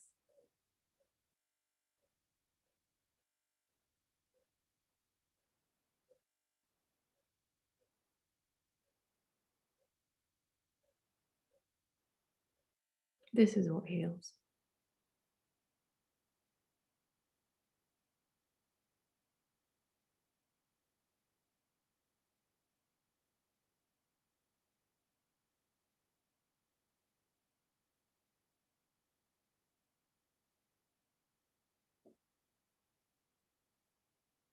And so with the wish that all sentient beings can find happiness and be free from suffering, we embark on this practice, this prayer, the meditation, the accumulation and dedication of positive energy to remove the suffering that's being experienced by so many sentient beings on our planet.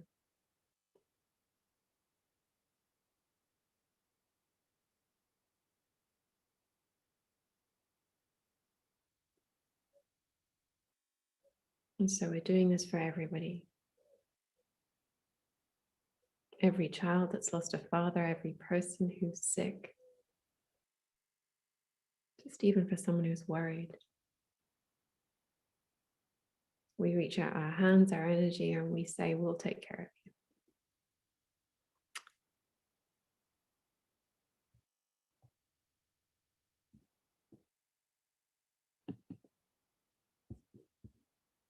And so with that spirit of open-heartedness, which is really the most powerful thing we have, then we do our prayers. Okay.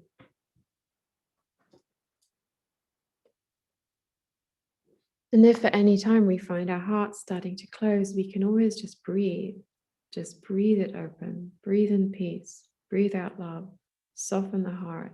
Extend the energy. With that motivation to be of benefit, that's how we change ourselves, we change our environment, and we help others.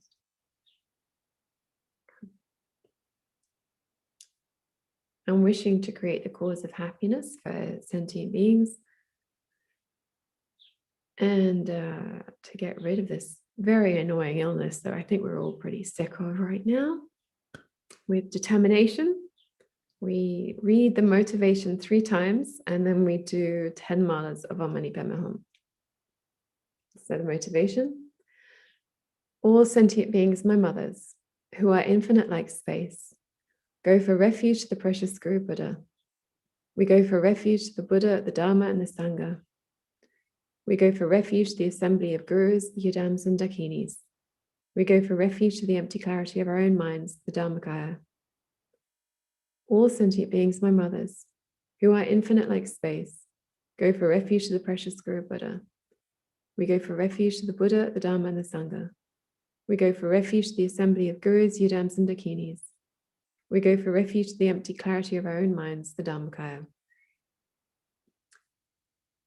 All sentient beings, my mothers, who are infinite like space, go for refuge to the precious Guru Buddha. We go for refuge to the Buddha, the Dharma, and the Sangha. We go for refuge to the assembly of Gurus, Yidams, and Dakinis. We go for refuge to the empty clarity of our own minds, the Dharmakaya. And then for the mantra recitation, you can either do a visualization if you have the appropriate empowerment, or you can recite it looking at the image of Thangtong Gyalpo. And we can think that our mantra recitation is a request. We are calling on the compassionate energy of all the Buddhas to help, resolve, fix, change this situation. And so our mantra recitation is both an expression of our love and compassion, but also a call, a demand, a request for help, that through creating this positive energy, we call on the Buddhas. We demand that through us creating this positivity, we have all the causes and conditions to face and change this situation. So whatever visualization or object of focus is beneficial for you, we do 10 malas of Mani Mantra. Om Mani Padme Hum, Om Mani Padme Hum, Om Mani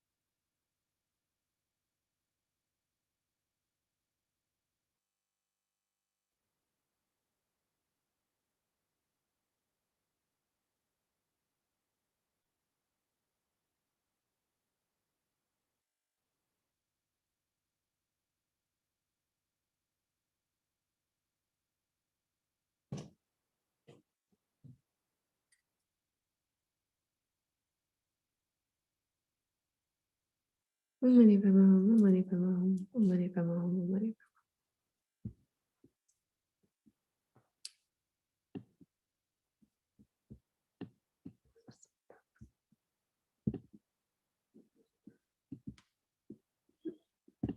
Okay.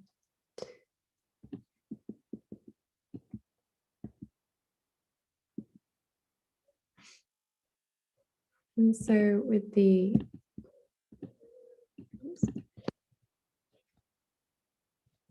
energy that we've accumulated from doing the mantra recitations, we then make the request to the enlightened beings. And we do the prayer 3 times. May all the diseases that sadden the minds of sentient beings, that result from karma and temporary conditions, such as the harms of graha spirits, illnesses, and the bhutas, not occur in the realms of the world. May whatever sufferings there are from life-threatening diseases, that like a butcher leading an animal to be slaughtered, separate the body from the mind in a mere instant, not occur in the realms of the world. May all embodied beings be unharmed by acute, chronic, and other epidemic diseases, the mere sounds of whose names terrify beings as though they'd been placed inside the mouth of Yama, the Lord of Death. May all embodied beings be unharmed by the 80,000 classes of interferers, the 360 evil spirits that harm suddenly, the 424 diseases, and so forth. May whatever sufferings there are due to disturbances of the 4 elements, depriving the body and mind of every happiness, be totally pacified. And may the body and mind have radiance and power and be endowed with long life, good health, and well-being. By the compassion of the Gurus and the 3 jewels, by the power of the Dakinis, Dharma protectors, and guardians, and by the power of the truth of the infallibility of karma and its results, may all these dedications and prayers be fulfilled. We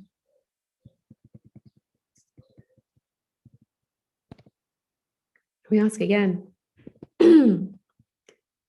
May all the diseases that sadden the minds of sentient beings, that result from karma and temporary conditions, such as the harms of graha spirits, illnesses, and the bhutas, not occur in the realms of the world.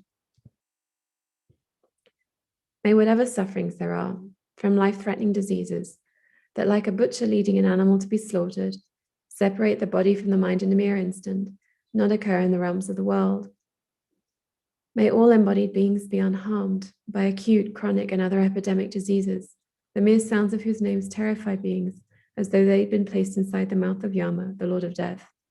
May all embodied beings be unharmed by the 80,000 classes of interferers, the 360 evil spirits that harm suddenly, the 424 diseases, and so forth. May whatever sufferings there are due to disturbances of the 4 elements, depriving the body and mind of every happiness, be totally pacified, and may the body and mind have radiance and power and be endowed with long life, good health, and well-being. By the compassion of the Gurus and the 3 jewels, by the power of the Dakinis, Dharma protectors, and guardians, and by the power of the truth of the infallibility of karma and its results, may all these dedications and prayers be fulfilled. And so we can think that the Buddhas are really listening to us now. They're pretty convinced. But just in case they didn't hear us, we ask one last time.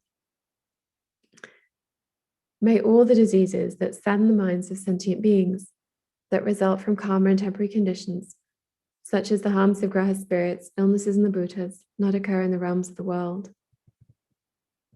May whatever sufferings there are from life-threatening diseases, that like a butcher leading an animal to be slaughtered, separate the body from the mind in a mere instant, not occur in the realms of the world. May all embodied beings be unharmed by acute, chronic, and other epidemic diseases, the mere sounds of whose names terrify beings as though they'd been placed inside the mouth of Yama, the Lord of Death. May all embodied beings be unharmed by the 80,000 classes of interferers, the 360 evil spirits that harm suddenly, the 424 diseases, and so forth. May whatever sufferings there are due to disturbances of the 4 elements, depriving the body and mind of every happiness, be totally pacified, and may the body and mind have radiance and power and be endowed with long life, good health, and well-being. By the compassion of the Gurus and the 3 jewels, by the compassion of the Dakinis, Dharma protectors and guardians, and by the power of the truth of the infallibility of karma and its results, may all these dedications and prayers be fulfilled. And so the last two lines of this says, by the power of the truth of the infallibility of karma and its results, may all these dedications and prayers be fulfilled. So we can think that through the force of our prayers, our compassion, our wish, at this very auspicious time in the month of Sakadawa, and through the force of all the requests of everybody doing these prayers, the merit we've created, thanks to that and our prayers, we've created the merit. And so we can imagine that nectar or light rays comes from the Buddhas, extinguishing all the suffering, all the pain. And our hearts, our love, our compassion radiates our energy into the world around us. And through our collective efforts, our collective positive energy, we dispel the darkness and misery of all sentient beings. And we imagine them experiencing only happiness.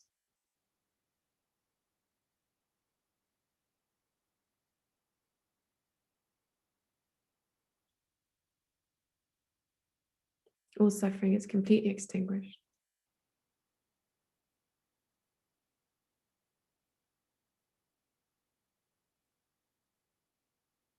And how wonderful it is that we're able to do this together.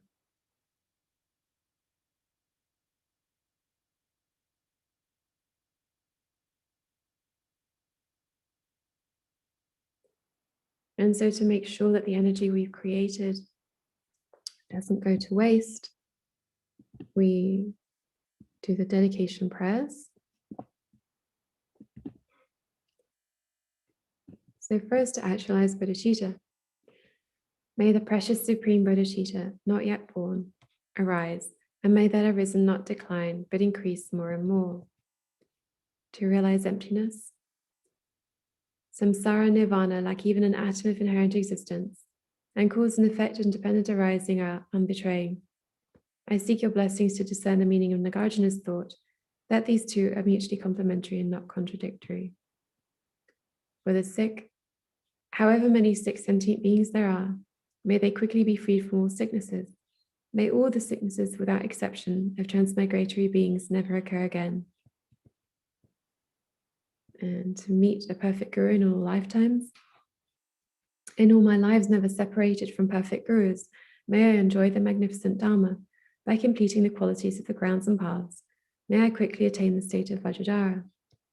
By the force of the victorious one Sankalpa, acting as our direct Mahayana virtuous friend in all our lives, may we never turn aside, even for a second, from the pure path highly admired by the victorious ones. And this is so that we're always used by sentient beings. Like the earth, water, fire, and wind, medicines and wood in the forest, may I always be enjoyed by all sentient beings as they like and without resistance. May I hold sentient beings as precious as my life. May I hold them as more precious than myself.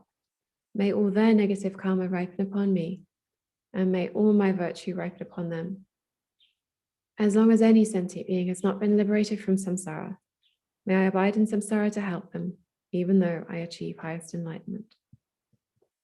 To seal the merits of emptiness, due to all the past, present, and future merits collected by me, the numberless Buddhas, the numberless sentient beings, who are completely empty of existing from their own side, may I, who am completely empty of existing from my own side, achieve the state of full enlightenment, which is completely empty of existing from its own side, and lead all sentient beings who are completely empty of existing from their own side, to that state which is completely empty of existing from its own side, by myself alone, who am completely empty of existing from my own side.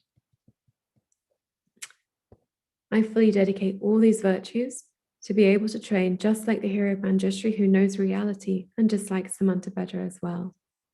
I fully dedicate all my roots of virtue with the dedication praised as the best by all the gone beyond victorious ones of the 3 times in order to have good conduct. and for the long life of His Holiness.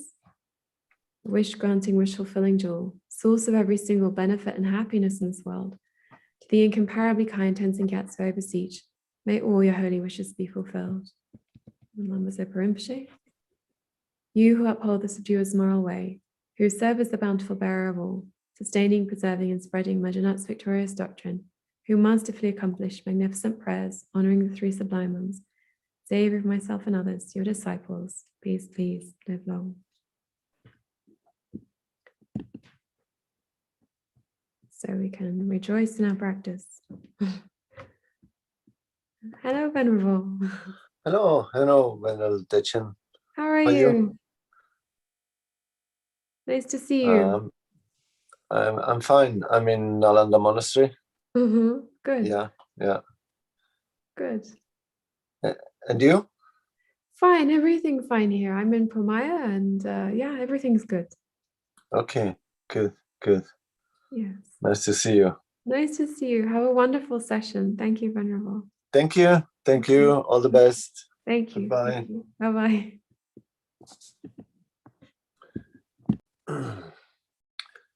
Okay, hello everyone, whoever is out there. So welcome to the next session of our prayerathon. So we start with good motivation. So to start with, we can reflect on the suffering of sentient beings, and there's immeasurable times of suffering in the different the 6 realms, but we can especially focus on the suffering caused by coronavirus, especially these days. And especially if you look at the news from India and Nepal, it's really, really terrifying when we see what's going on. So we can think about the suffering happening there. Even in my case, I'm very comfortable here in Nalanda Monastery. Yeah, we're so fortunate here at the moment. Everything is fine. We're safe. We're happy.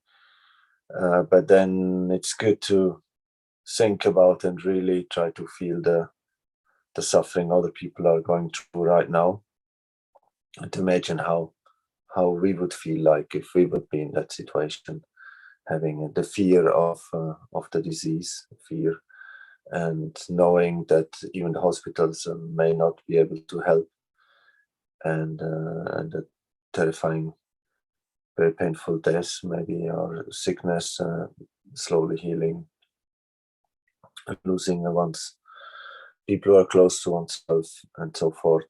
And yeah, so the little thing we can do here is doing these prayers and having faith in prayers. It's good that people are out there working in hospitals, and also vaccinations and everything which is done, but also as spiritual practitioners to have some faith in the Dharma. We can think about the causes of suffering, that we have created the causes at some point, the karma for all this to happen, and that if we don't want to have this suffering in the future, we have to think about our sufferings, our karma we created right now at the moment, the karma causing suffering, sickness, disease, and these prayers they can help us being more mindful, trying to do the positive things, not to follow delusions, and creating the karma individually, but also collectively. It seems like this corona pandemic is a collective karma which somehow humanity has collected somehow. And we can also think about the origin of this virus is still not completely clear. But one thing which is clear, that the way we treat animals is definitely has already caused several pandemics, like the swine flu and the bird flu. And this happened totally because of the way we treat animals. We treat them as material things, not as sentient beings. We keep chicken just for our food, and animals for us food and pleasure, just as to consume. and we don't care about their well-being. We put them all together in small cages and treat them very bad just to have the cheapest possible meat for us to enjoy, or other animal products. So this is definitely a cause for disease. So if we don't want this kind of diseases to happen, it's we should also think about the way we treat animals and nature in general, the whole planet.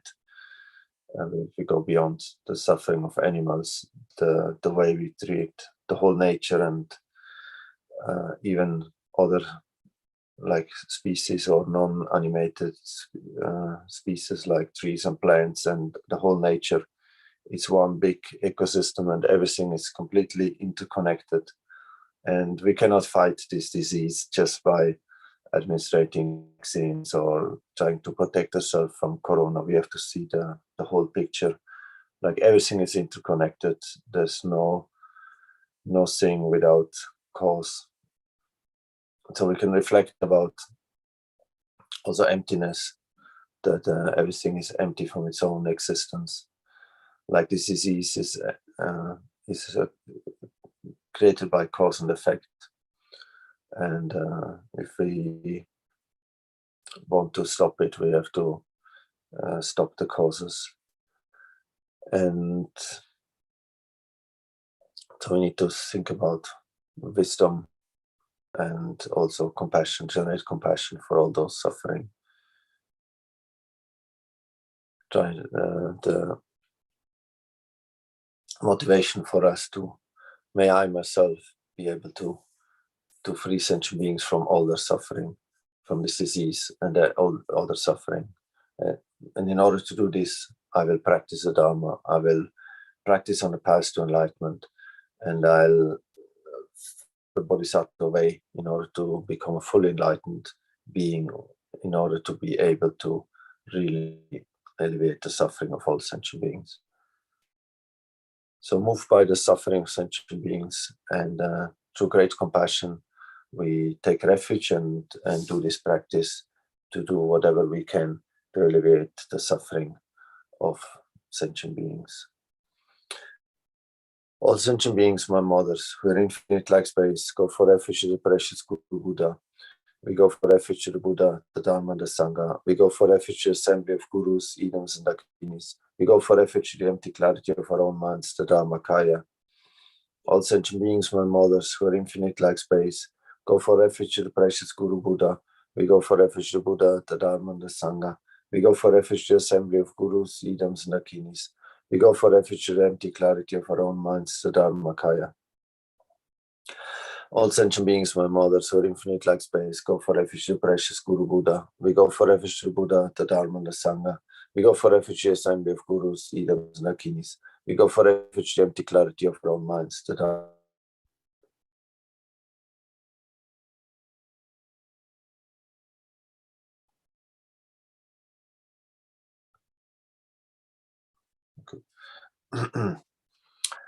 So then, with a mind of faith and devotion, and also faith in Lama Zopa Rinpoche, who advises through these prayers, to his wisdom and compassion, he helps us to do this for the benefit of all sentient beings. And having faith in his advice, we follow this practice. And so we can do some mantras of Chenrezig, Buddha of compassion. So we can visualize Chenrezig, or if you have initiation, we can visualize ourselves in the form of 1000 Chenrezig. And while we recite the mantra for Mani Padme Hum, we imagine the benefit, the blessing of the mantra spreading out in all 10 directions and touching sentient beings and freeing them from all their suffering and lead them to full enlightenment. Om Mani Padme Hum, Om Mani Padme Hum, Om Mani Padme Hum.